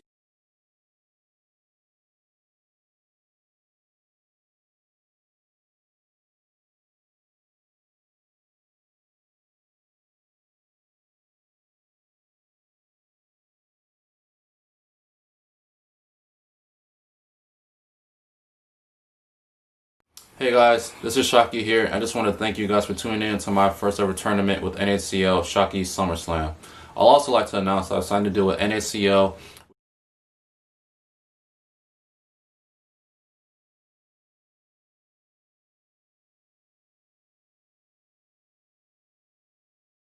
Hey guys, this is Shockey here. I just want to thank you guys for tuning in to my first ever tournament with NACL Shockey SummerSlam.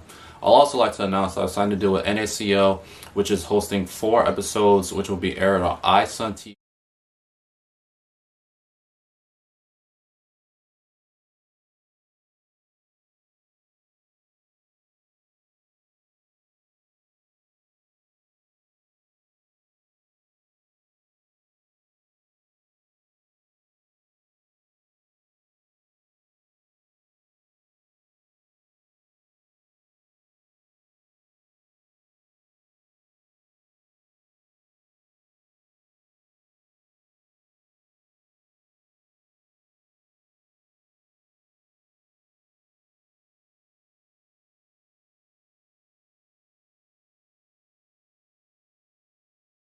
Hey guys, this is Shockey here. I just want to thank you guys for tuning in to my first ever tournament with NACL Shockey SummerSlam. I'd also like to announce that I signed a deal with NACL, which is hosting 4 episodes, which will be aired on iSun TV in 7 countries in Asia. I just want to say thank you to NACL for this opportunity and looking forward to hosting more tournaments for you guys. Now let's get back to Shockey SummerSlam.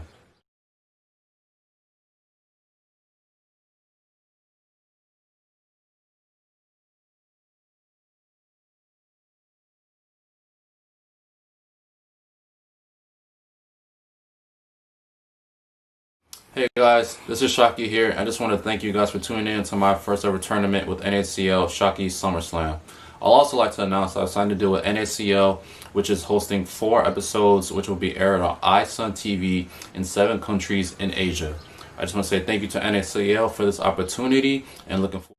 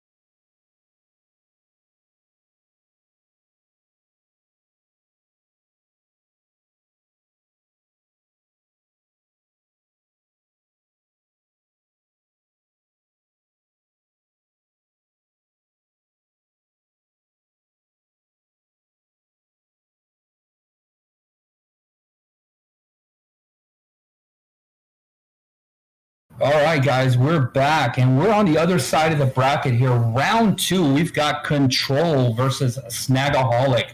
In this game 1 of round 2, Control and I believe Snagaholic Control swept his first round matchup. I think Snagaholic went to the third game, I could be wrong. At any rate, they're both in round 2, and that's what's important here. But we're going to see a Lakers-Pacers matchup, so that's an interesting matchup. Both swept. I'm getting confirmation from Newt, our production lead, that both teams did in fact sweep. So this one could be good, guys. We've got 2 teams that swept. They were dominant in the first round. What do you think of this? Do we think it's going to be, it could come down to the actual players themselves, to the gamers themselves, or the matchups, or both? Having the Lakers, which is the best team in the game, it doesn't hurt, right? I like your chances if you got the Lakers. Snag, I believe, his selections, he had. Let me just check here. Snag had between the Thunder and the Pistons. So I would think the Pacers is the better team there. So it's still going to be tough, but you have Victor Oladipo, you have Sabonis, you have Mike Brogdon, so you have a couple of defensive players and some offensive players. So it should be a good one. And you think that's exactly what went to the thought process going up against the Lakers for Snag is just, I got to get defense, and well, Pacers have it. Yeah, definitely. And we know how the Pacers, they always have defensive guys throughout their years. And, Oladipo is going to have a tough task against LeBron. But and who are you looking at if you're the Pacers to step up to help Oladipo? I would say definitely utilize the bigs. So you have Sabonis and Miles Turner down there. So you can create some spacing too if you decide to go in a 5-out type of offense and attack the rim with Oladipo. So he has some players that can attack from the inside and out. And are you thinking Brogdon and James, that matchup? Okay. Yeah. It's gonna be tough. I think what Snagaholic should probably go into a zone against these Lakers. I think Mike Brogdon and Oladipo up top is pretty good defensive players, and then you have your 2 bigs down low, and I can't remember who their starting small forward is. It might be TJ Warren, if I'm not mistaken, unless he made a change. Looks like we have a game error here. Oh, that's not good. Let's see here. So that's maybe an issue with, as we alluded to earlier, with connection. So that may be on as one of the players' side there. So we'll see. Hopefully they jump back from that. Looks like it's going to be okay here. But I was going to say, Snagaholic playing with the Pacers. It's my thought that he probably has to be pretty darn near perfect as far as when it, making sure that he takes good shot selections, more high percentage shots. He can't afford to, when you're playing the Lakers in 2K, or someone who's using the Lakers, especially someone of Control's caliber, as we know, a former professional 2K player himself, is using the best team in the game. He can't afford to make mistakes, so he's really going to have to capitalize and make sure he scores and just try to get a stop here and there, because it's, as they say so many times, it's not that you can stop him, you can just kind of hope to contain him. So, but we'll see what happens. Just see here, we just got word that another former 2K League professional, Sean Wynn, just got knocked out by Ian Almighty. Wow. That's big. Yeah, well, you never know. That's why we play the game, right? Yeah. Speaking of the game, a question for you, Gabe. What in situations where there is a technical issue like we saw just right now, how does that impact the tournament? What are the rules set in case the listeners are just curious or the watchers, the viewers, saying like, okay, yeah, what if somebody really can't play their matchup? Obviously if we run into something like that where there's some kind of technical issue or a network issue where they really just kind of can't come. We haven't run into an issue where someone can't come back or we haven't found a workaround yet. That's not to say that it's not possible, obviously. But, you know, we're going to do everything we can as far as to get them back. We don't want any kind of forfeits if we don't have to. What we normally do in that case is we'll jump across to the other side of the bracket, right? So we've got Newt and our production team who Newt leads that up. They're always in constant contact with the actual gamers themselves. You know, in this case, all 8 gamers who are in this tournament, kind of with the status quo, what's going on, you know, where are you guys at? Do you need help? You know, that kind of thing. So it's something that we're definitely on top of as far as that goes. You know, putting on the production is everyone, our fans and everything get to see kind of the content, but they don't realize how much work goes in the back end. Yeah. And can I just interrupt you real fast? Absolutely. For everybody who's watching and listening, Gabe puts in a lot of work for NACL, you know, and Gabe, I think nobody gives you, or I think, let me rephrase that, I think people should give you a pat in the back for all your efforts for NACL. Well, hopefully the boss is listening, David. Yeah. Yeah. I got to go to a different conversation now. And David, he was listening in. He's waiting for your react.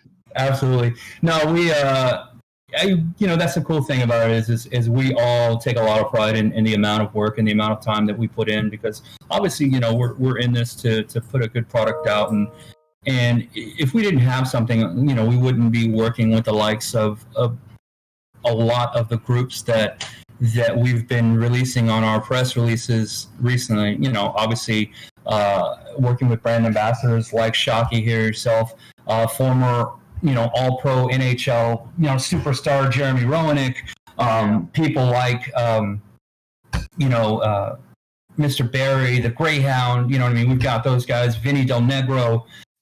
These are all guys that are brand ambassadors for NACL. And, you know, we've got a NASCAR driver, Anthony Alfredo. So we're kind of really, really making sure that we're very, very diverse, not only across the sports field, but, you know, all over the place as far as, you know, celebrities and former professional athletes go. So it's something we pride ourselves a lot in, and you know, we all kind of put in a lot of work, and you know, we're getting noticed. It's you know, it's a thing that we started in a garage, basically, you know, to use an analogy like Apple or Microsoft, and it's starting to pick up some momentum. So we're really excited.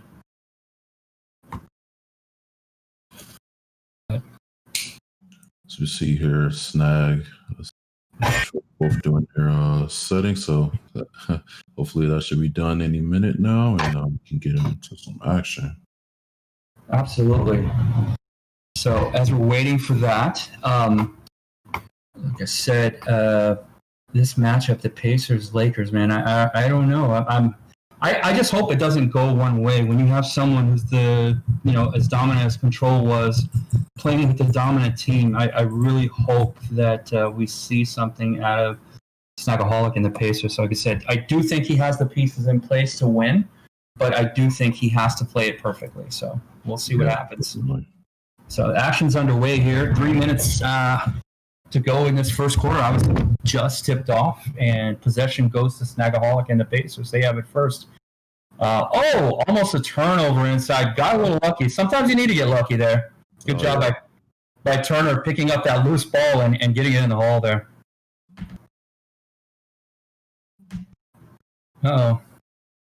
Running into another problem here. So technical issues, and these are those issues that we said that obviously we don't have any control over other gamers' network. So hopefully, if this is either Control or Snagaholic, these guys can kind of get that fixed. So if not, what we'll do, like you alluded to, Jeff, is we'll jump back over to the other side of the bracket, and we'll at least broadcast that so that we can stay playing, and you know, we'll get these guys going separately. So, but I have no doubt that our production team is in constant contact with these guys and trying to find out what's going on. As we're doing that, let me just tell you a little bit about some of the most recent NACL news. Again, you know, we talked to Shockey all the way back in April, I believe it was. Am I right, Shockey? When we first started talking. So that's kind of when, you know, we got together and made the decision to bring him on as a brand ambassador. We just got around to actually releasing that PR because we have so many irons in the fire, so to speak. We've recently partnered with, if you guys look these guys up, you'll see that they're a big deal.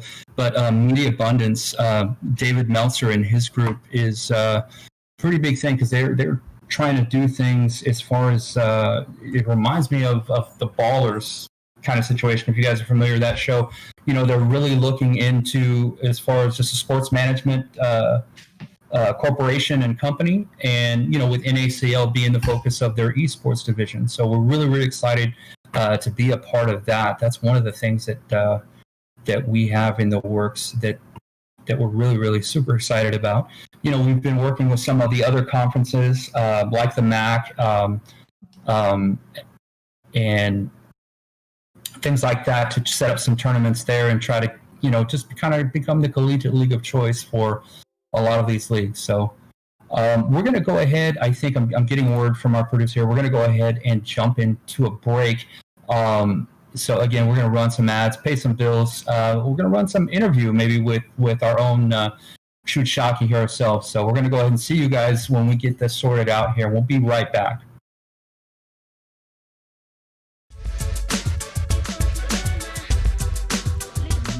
What has your experience been like in the NACL, and why should other serious gamers look into it as well? My experience with the NACL has been amazing so far. It just creates a platform for a lot of players that either they have recognition or don't, to be able to go out there and have the ability to get seen by sponsors and have a platform where they're playing competitive tournaments if they're just getting into it as well. But, when you involve all these serious gamers in there, they're going to realize the opportunity to build the brand that is NACL as well and grow with the company. So I think there's a lot of benefits for professional gamers and new gamers coming into it. Now, you are the all-time leader in games played for Notre Dame at 141, and your tip-in to beat Stephen Austin in the NCAA tournament is one of the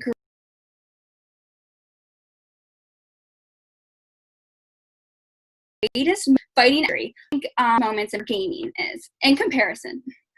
Well, I don't think anything's ever going to compare to a moment like that for me. But I would have to say, it sounds silly, but the first time I got my first Fortnite win was definitely one of those moments where I was like, wow, this is it. The magic of gaming. I've been playing for 2-3 months, haven't got one single win. And then when you're finally able to pull off that solo dub and you just realize that you did it, you're always nervous at the end and then have that excitement of winning. I think that's what's going to attract a lot of people to video games as well. Knowing that you're able to get better. You don't necessarily need to have the physical attributes that a lot of professional athletes have to be able to be good. It's a lot of hard work, time, dedication into your craft of playing video games, which I think there's a lot of streamers and a lot of professional video game players out there that are promoting that idea as well.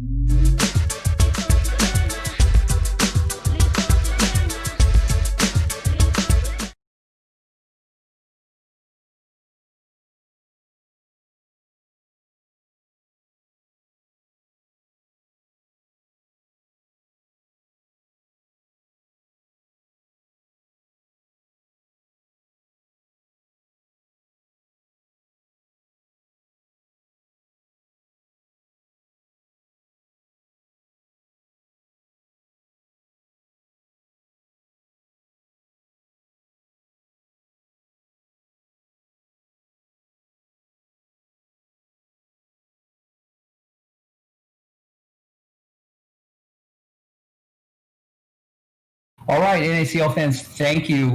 We are back. I'm Gabe Castro, and I'm joined by Shoot Shockey, former NBA2K professional player. Shoot, again, thank you so much for being with us. We're so excited to be putting on your signature tournament, Shockey Summer Slam. What do you think so far of the gameplay we've seen amongst these guys? Thank you again for having me. And it's been good. We've seen a lot of great matchups. We've just seen Leafy and Pick Six go into the final deciding factor, and both of them using their wildcard teams. We've seen Control and Snagaholics sweep their opponents first round. So we're getting to the nitty gritty here. Absolutely. I think the gameplay has been amazing, especially for the format that we have set up.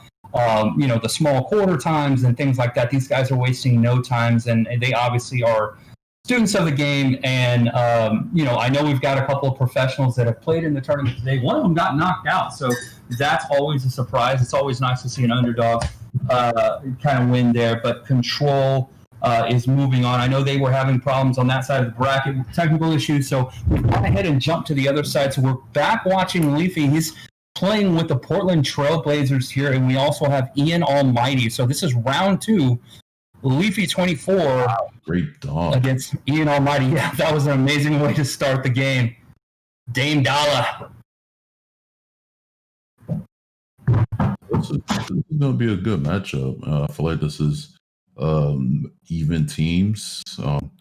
He might have a little bit more of an advantage on the rebounds with Hassan Whiteside, as you see there, the great outlet, and Dame getting another dunk right there. So it's oh yeah, he pulled that all the way back and threw it down. That's absolutely, and you've got that point guard and 2-guard combo with.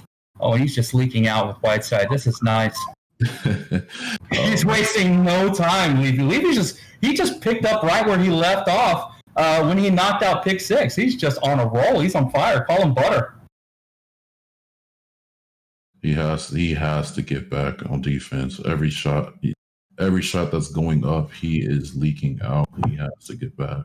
Absolutely, and that's something that you see a lot in rec play. So just real quick before we move on, I do want to recognize Jeff Garcia did have to duck out for a prior commitment. So I want to shout out to Jeff. Jeff, thank you so much for joining us. We were blessed to have you here on the broadcast. Again, that's Jeff Garcia at the Spurs Zone. So at Jeff G Spurs Zone on Twitter. So thank you so much again, Jeff. We really appreciated all the insight from a professional beat writer for an actual NBA team. So that was really, really great to have him. And I know you guys have some history and know each other a little bit. So the chemistry was great. And again, I just want to say thank you, Jeff, for joining us. We really appreciate your time. So let's get back to the matchup here. So far, Leafy just taking it to Ian Almighty, 9-3. Again, only a 6-point deficit, but as you've seen already, 6-point could be insurmountable so far because these quarters are so short. So, oh yeah, definitely. Every point, every bucket matters. Guys, nice little 2-man game there with the big man and Damian Lillard just back and forth until whoever had the open shot. And the thing is, he's knocking down the open shot. That's the most important thing. 11-3 here. Wisely uses Tatum to get to the bucket, and he draws the foul. And let's see if he can obviously convert on both of those free throws. Ian Almighty needs to get his offense going. Again, he's only down 6, but we're already 40 seconds left to go in this first quarter. So these quarters are flying by. You do not have as much time as you think. No, yeah, for sure. And that was a great stop by Ian. He needed that. Things were starting to get a little bit out of hand, and momentum was starting to swing. Absolutely. Tatum is definitely the guy. You want the ball in his hands. Like you said, I think on paper the matchup favors Portland. You've got McCollum. That was a nice acrobatic play, and without a doubt, you've got Lillard. You've got McCollum. You've got Whiteside. Down low for rebounding and defense. Not to mention, you've got a veteran like Melo who can still get the ball in the hole. Especially from that mid-range game. So it's just really interesting seeing a lot of ball movement. I like this is a little bit different from Leafy right here. Maybe too much ball movement there as he ran out of time, but it looks like he's really, really trying to move the ball around and find the weakness in the defense. Whereas we saw his, before with other teams he played with so far in this tournament, he was really on an attack mode with, the best players. So what do you think about that? Yeah, for sure. The reason why he's moving it is because you see here, Almighty switched to zone, so we're gonna have to swing the defense. And as you see there, he got an open 3. So that's all it is with attacking the zone, is finding the open man. Yeah, sometimes you can get a little too fancy right there. I thought we would have seen him straight to the hole, but he tried to dish it off at the last second and it got picked off. So good defense there by Leafy. Maybe should have been a little more selfish and really just try to take it to the hole there. I'm not seeing this confident play out of. This is our first time in this tournament for us seeing Ian Almighty play.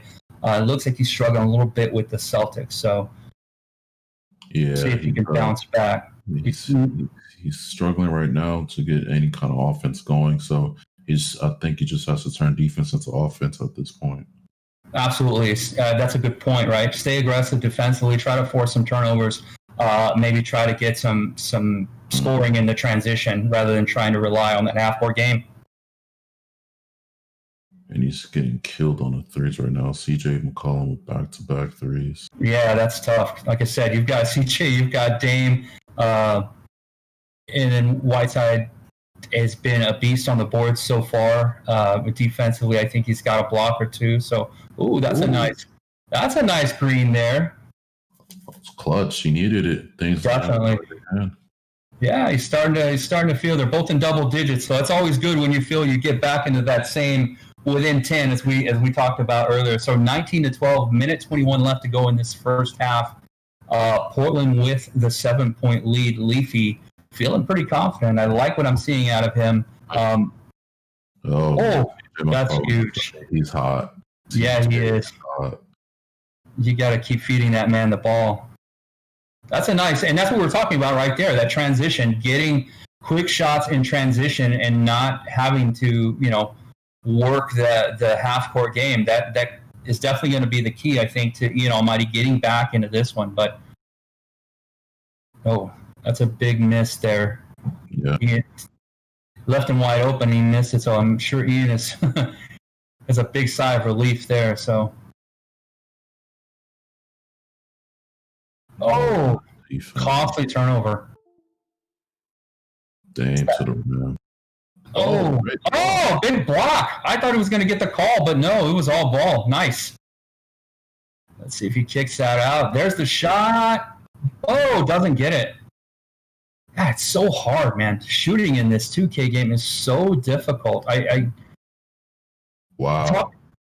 Talk a little bit about the as we're talking about shooting, how important the badges are for these players. It's super important. You have badges such as like Deadeye, Range Extender. As you see there, Damien just shot a very deep three there.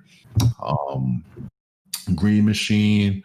These badges really give your shooting a tremendous boost. Absolutely. And as you know there's badges for finishing, for shooting, for playmaking, and then obviously for defensive.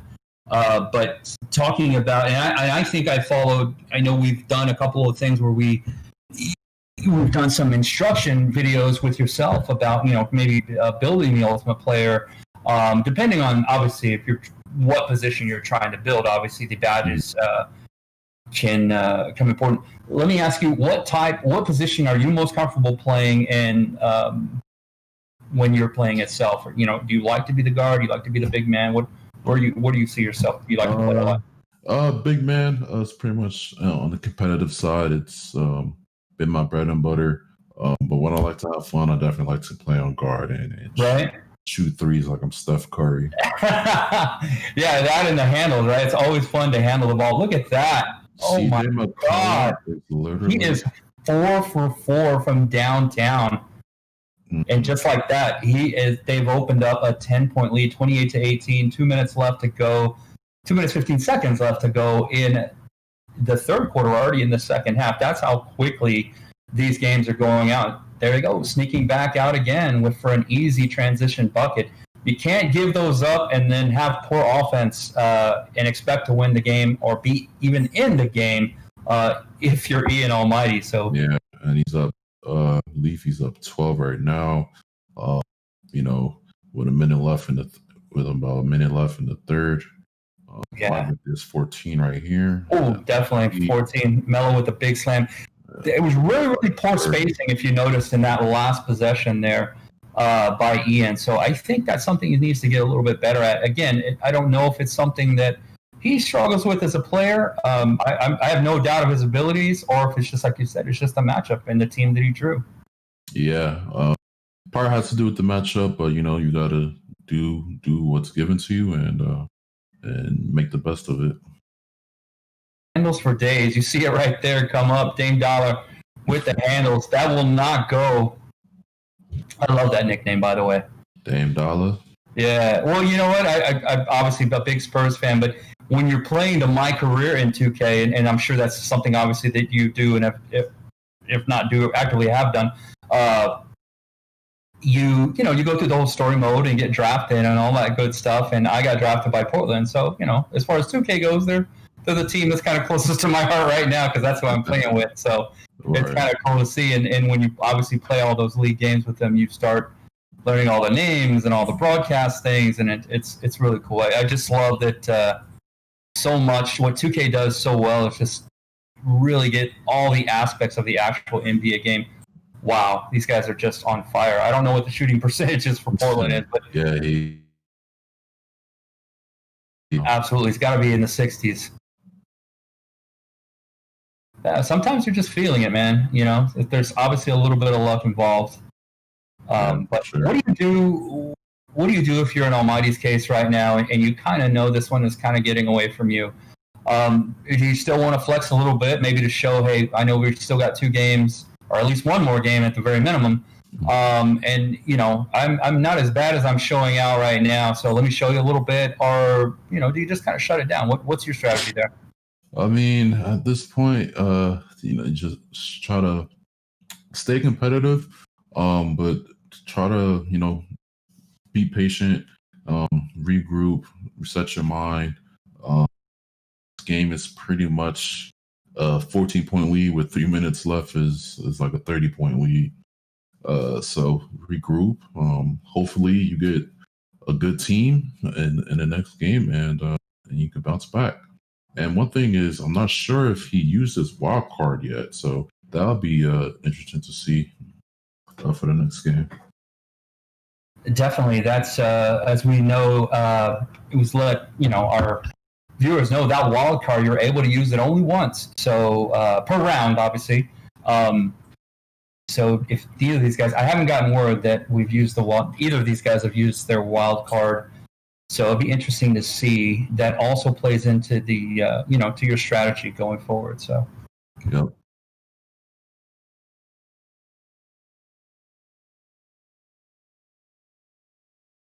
Two and a half minutes left to go in this one, and the route is on 40-26. Leafy over Ian Almighty. Portland over Boston. I think you would see this. What do you think that how this game would be in the real world? Do you think Portland dominates Boston like this? I think Boston's a lot better team. Obviously, one of the better teams in the East. So. Yeah, I would think Boston would beat them in the head-to-head. But don't get me wrong, Portland, they have a very good team. I just think they just couldn't get it together throughout the season. They had a lot of key injuries too. I think they lost Rodney Hood.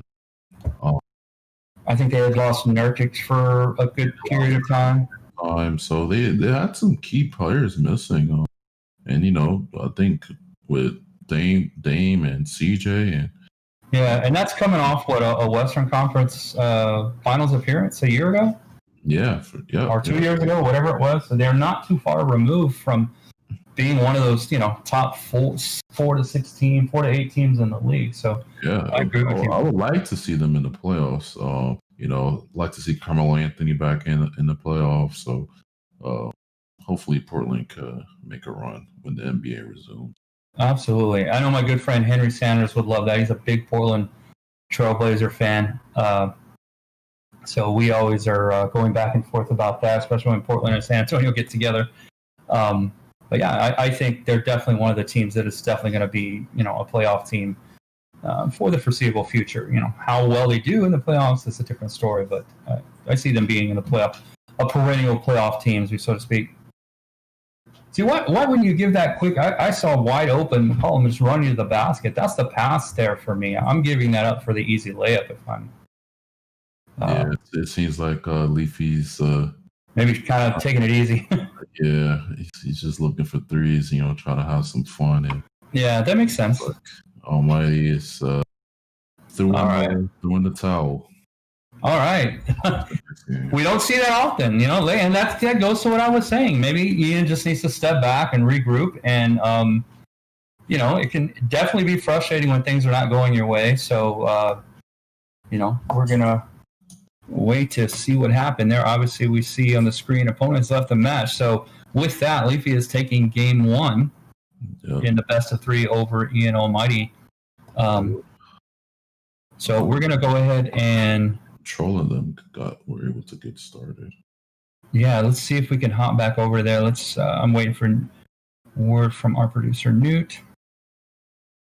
In the meantime, Shockey, tell us a little bit about. Do you have any current projects going on, or anything that you're working on? Are you know, still just following your practice regiment for 2K and looking for more opportunities to get back in the league yourself, or what's going on with you? Yeah, for me, just gaming. You know, I've been playing a lot of COD. Warzone has been great. Yeah.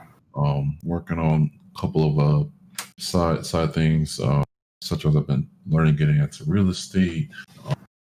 Just kind of diversifying my sources of income. Absolutely. And I think quarantine was a great time where you can kind of reevaluate and just kind of try to see, you know, what you can do for yourself. Absolutely, it sounds good, and I wish you obviously the best of luck in any of the ventures that you're undertaking. And you know, you obviously know here at NACL that we've got your back. So if there's anything that we can help you with, you know, just don't hesitate to ask. Yeah, appreciate that.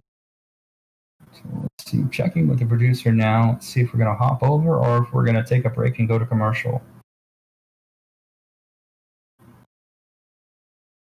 Let's see. While we're waiting to hear from that, we recently just had, just want some more NACL news here. We just had a tournament with Arkansas State. It was a League of Legends tournament for our League of Legends fans out there. So that was a very successful tournament. There was 8 different colleges from around the United States competing in League of Legends. Are you a big League of Legends fan? Have you played that at all? I have never played League. You've never played it, but you're familiar with the game. Yes, but I just cannot understand it. It's so complicated. And that's just it's like 5-on-5, and it looks really cool. But yeah, I'm the same there with you. It's not a game that I've played. I've tried it. It's a bit difficult, so maybe not for me. But I do have a lot of mad respect for those guys that play it and are very, very good. So we saw a lot of incredible gameplay there. And then we saw Arizona State. This is the second League of Legends tournament that we've hosted in the past 8 months, and Arizona State has won both of them. So big shout out there to the ASU esports teams, and also obviously a shout out to Arkansas State for partnering with us to host that. It was very, very successful, and we're just happy that we got those guys in here and we're able to put out some good content and have a great tournament with those guys. And it's just interesting. It's just interesting, you know, seeing different games and the diversity and have you. So looks like an interesting matchup. Looks like the Warriors and the Raptors. We have a finals rematch. I like that. Yeah, you've got Siakam, Lowry, Van Fleet. You've got the defense and rebounding of Ibaka. So that's a good 4 there. And then obviously, you know, between Curry and Thompson and Draymond, the offense should not be a problem. So, yeah. Only the funny thing is they both lost their superstar small forwards. No Kawhi and no KD. Yeah. I'm looking forward, and I hope, you know, obviously, as we know, KD being a Longhorn alum, and that's just down the road from me, so I'm a big Longhorn fan. I want to see him get back to being what he was. Obviously, one of the top 4 or 5 unguardable players in the NBA. So, you know, but we all know that Achilles is nothing to that you just come right back from. So I think it's going to take him a season or 2.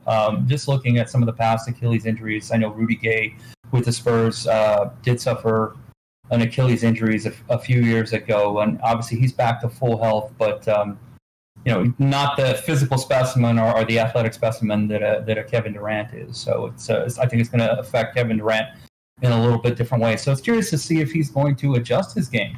You know what I mean? Yeah, for sure. I wish him well, and hopefully he comes back to that superstar player we know he can be. Absolutely, and I'd love to see him do it over there in your neck of the woods in Brooklyn. Oh yeah, for sure. Good side. So yeah, that's one of the cool. I say that only because I bring up or to mention the city jerseys. I'm a huge fan of them. I'm just not a huge fan of San Antonio's. So, what do you think of them around the league? You have a favorite or? Favorite NBA team? No, a favorite. The city jerseys. Oh, city jerseys. I would probably. Man, I can't remember what they all look like. Yeah, I mean there are a lot of them, but some of the ones that come to mind, obviously, I love Brooklyn's. I love with where they mix in a little bit of that Coogie sweater that Biggie Smalls used to wear on the trim. I love that whole look. It lends itself to not only the hip hop culture and NBA culture and music, and I love that whole thing. I think they were very, very. I think Brooklyn was extremely smart in doing something like that. You look at Miami's jersey, and they've got the Miami Vice type of pink and turquoise or aqua. From the 80s, and I think that's a great look. So I think a lot of teams have done really well with their city jerseys. I'm really disappointed in San Antonio's. Fans here are tired of seeing camo or digital camo, since we're known as Military City USA. But we want to get back to seeing some more of those old 90s Spurs Fiesta colors. But I think it's a really, really interesting concept that the NBA did. I really like seeing the teams wear all their alternate jerseys. Yeah, for sure. Let's see, did we get a change here?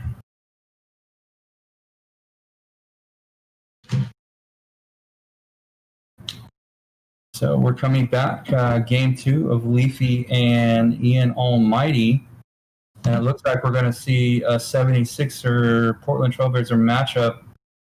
I'm assuming Leafy is Philly, and we've seen him play with Philly before.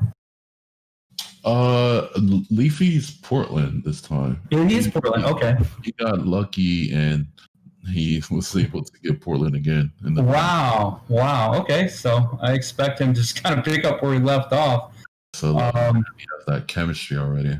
Definitely. Ian, hopefully he's got a much better team in Philly than he had in Boston. So, let's see what he can do. Hopefully this will change his fate in this game too. We don't want to see another rage quit, as they call it. But, I understand the frustration. Nothing's really going your way. But, that's why we make it a best of 3, so that you can move on to that second game and try to rebound. But do we want to jump to Control's game and kind of see where they're at? Let's see. Let's check with Newt and see what's going on. Getting where they Control won Game 1 versus Snag, so obviously they were able to resume the game. I don't know what the story of the game there was, whether he dominated or what have you, but let's see what's going on here. As these guys are setting their defensive and offensive sets, we're going to see if we can't get some word from our producer about either staying with this game or moving over. Yeah, I'm getting word now that we're going to take a look into the Control and Snag series in just a moment. Yeah, I hope we do. I want to see more Control play. We didn't get to see him. Obviously, we were on the other side of the bracket, so it'd be good to kind of mix that up and show our viewership some of the different players, obviously, that are competing in your tournament today. So yep. See if we can't get that going. Hopefully, those guys have straightened out their technical issues, and it looks like we are over. We have a good matchup. We have Sixers versus the Clippers. I wonder who is who. Actually, looks like he's the Sixers, so Control's the Sixers. Oh, okay.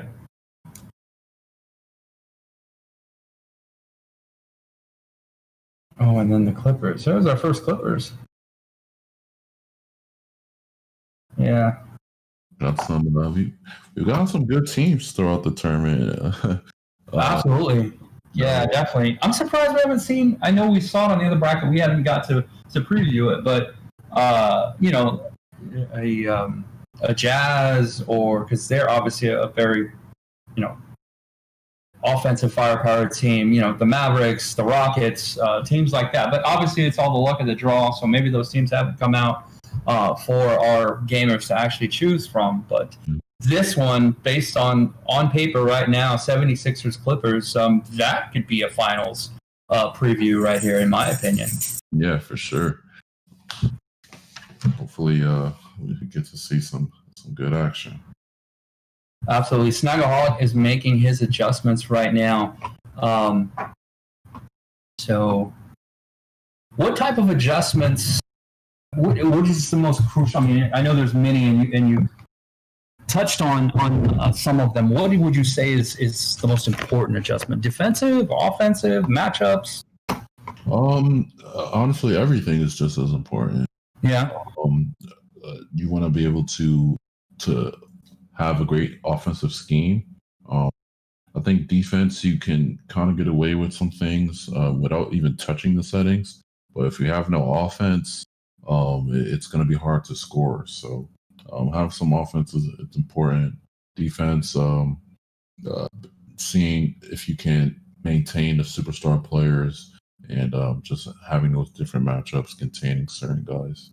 Absolutely. Yeah, that makes complete sense. You've got to be able to score. Even if you're not stopping them, if you can still score, maybe you can just kind of outscore them. So right, exactly. See what happens here. All right, and here's the tip. Again, if you're just now joining us, we've got Control versus Snagaholic. Control playing with the Philadelphia 76ers. Snagaholic playing with the Los Angeles Clippers. Los Angeles Clippers, LA Lakers, that's always been a varsity JV relationship over there on the West Coast, and no, I don't think that's the case any longer. Not with the personnel that the Clippers are putting out on the court each and every night. Mainly obviously Kawhi and Paul George, are your main focus superstars there. But I think that we're going to see a lot more parity there on the West Coast. What do you think? Oh yeah, for sure.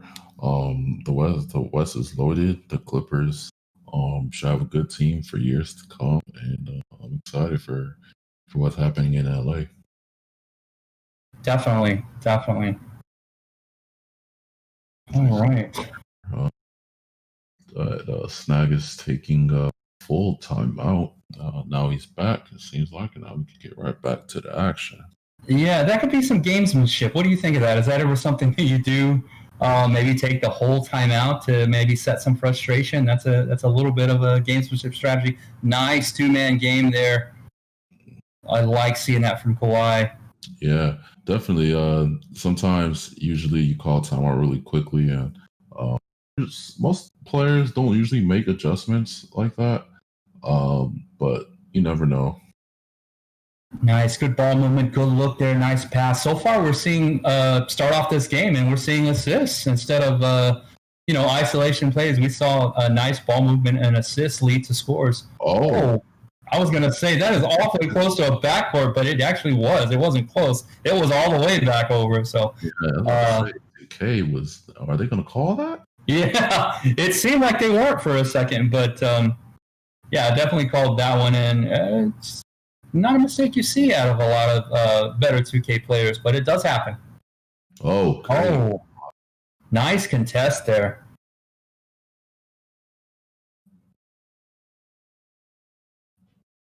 See, this is I have a feeling this one's going to come down to the wire. Oh, big stuff right down the lane. Ben Simmons, phase up. Shout out to FaZe Clan, those guys over there in LA. Kawhi with a board. Right back to Morris. Kawhi should go right back up with that. Oh, but he gets stripped. That's good defense there. Good defense there by Control. Yeah, got to stop that break. And it wasn't a shooting foul, so that's even better, like you said.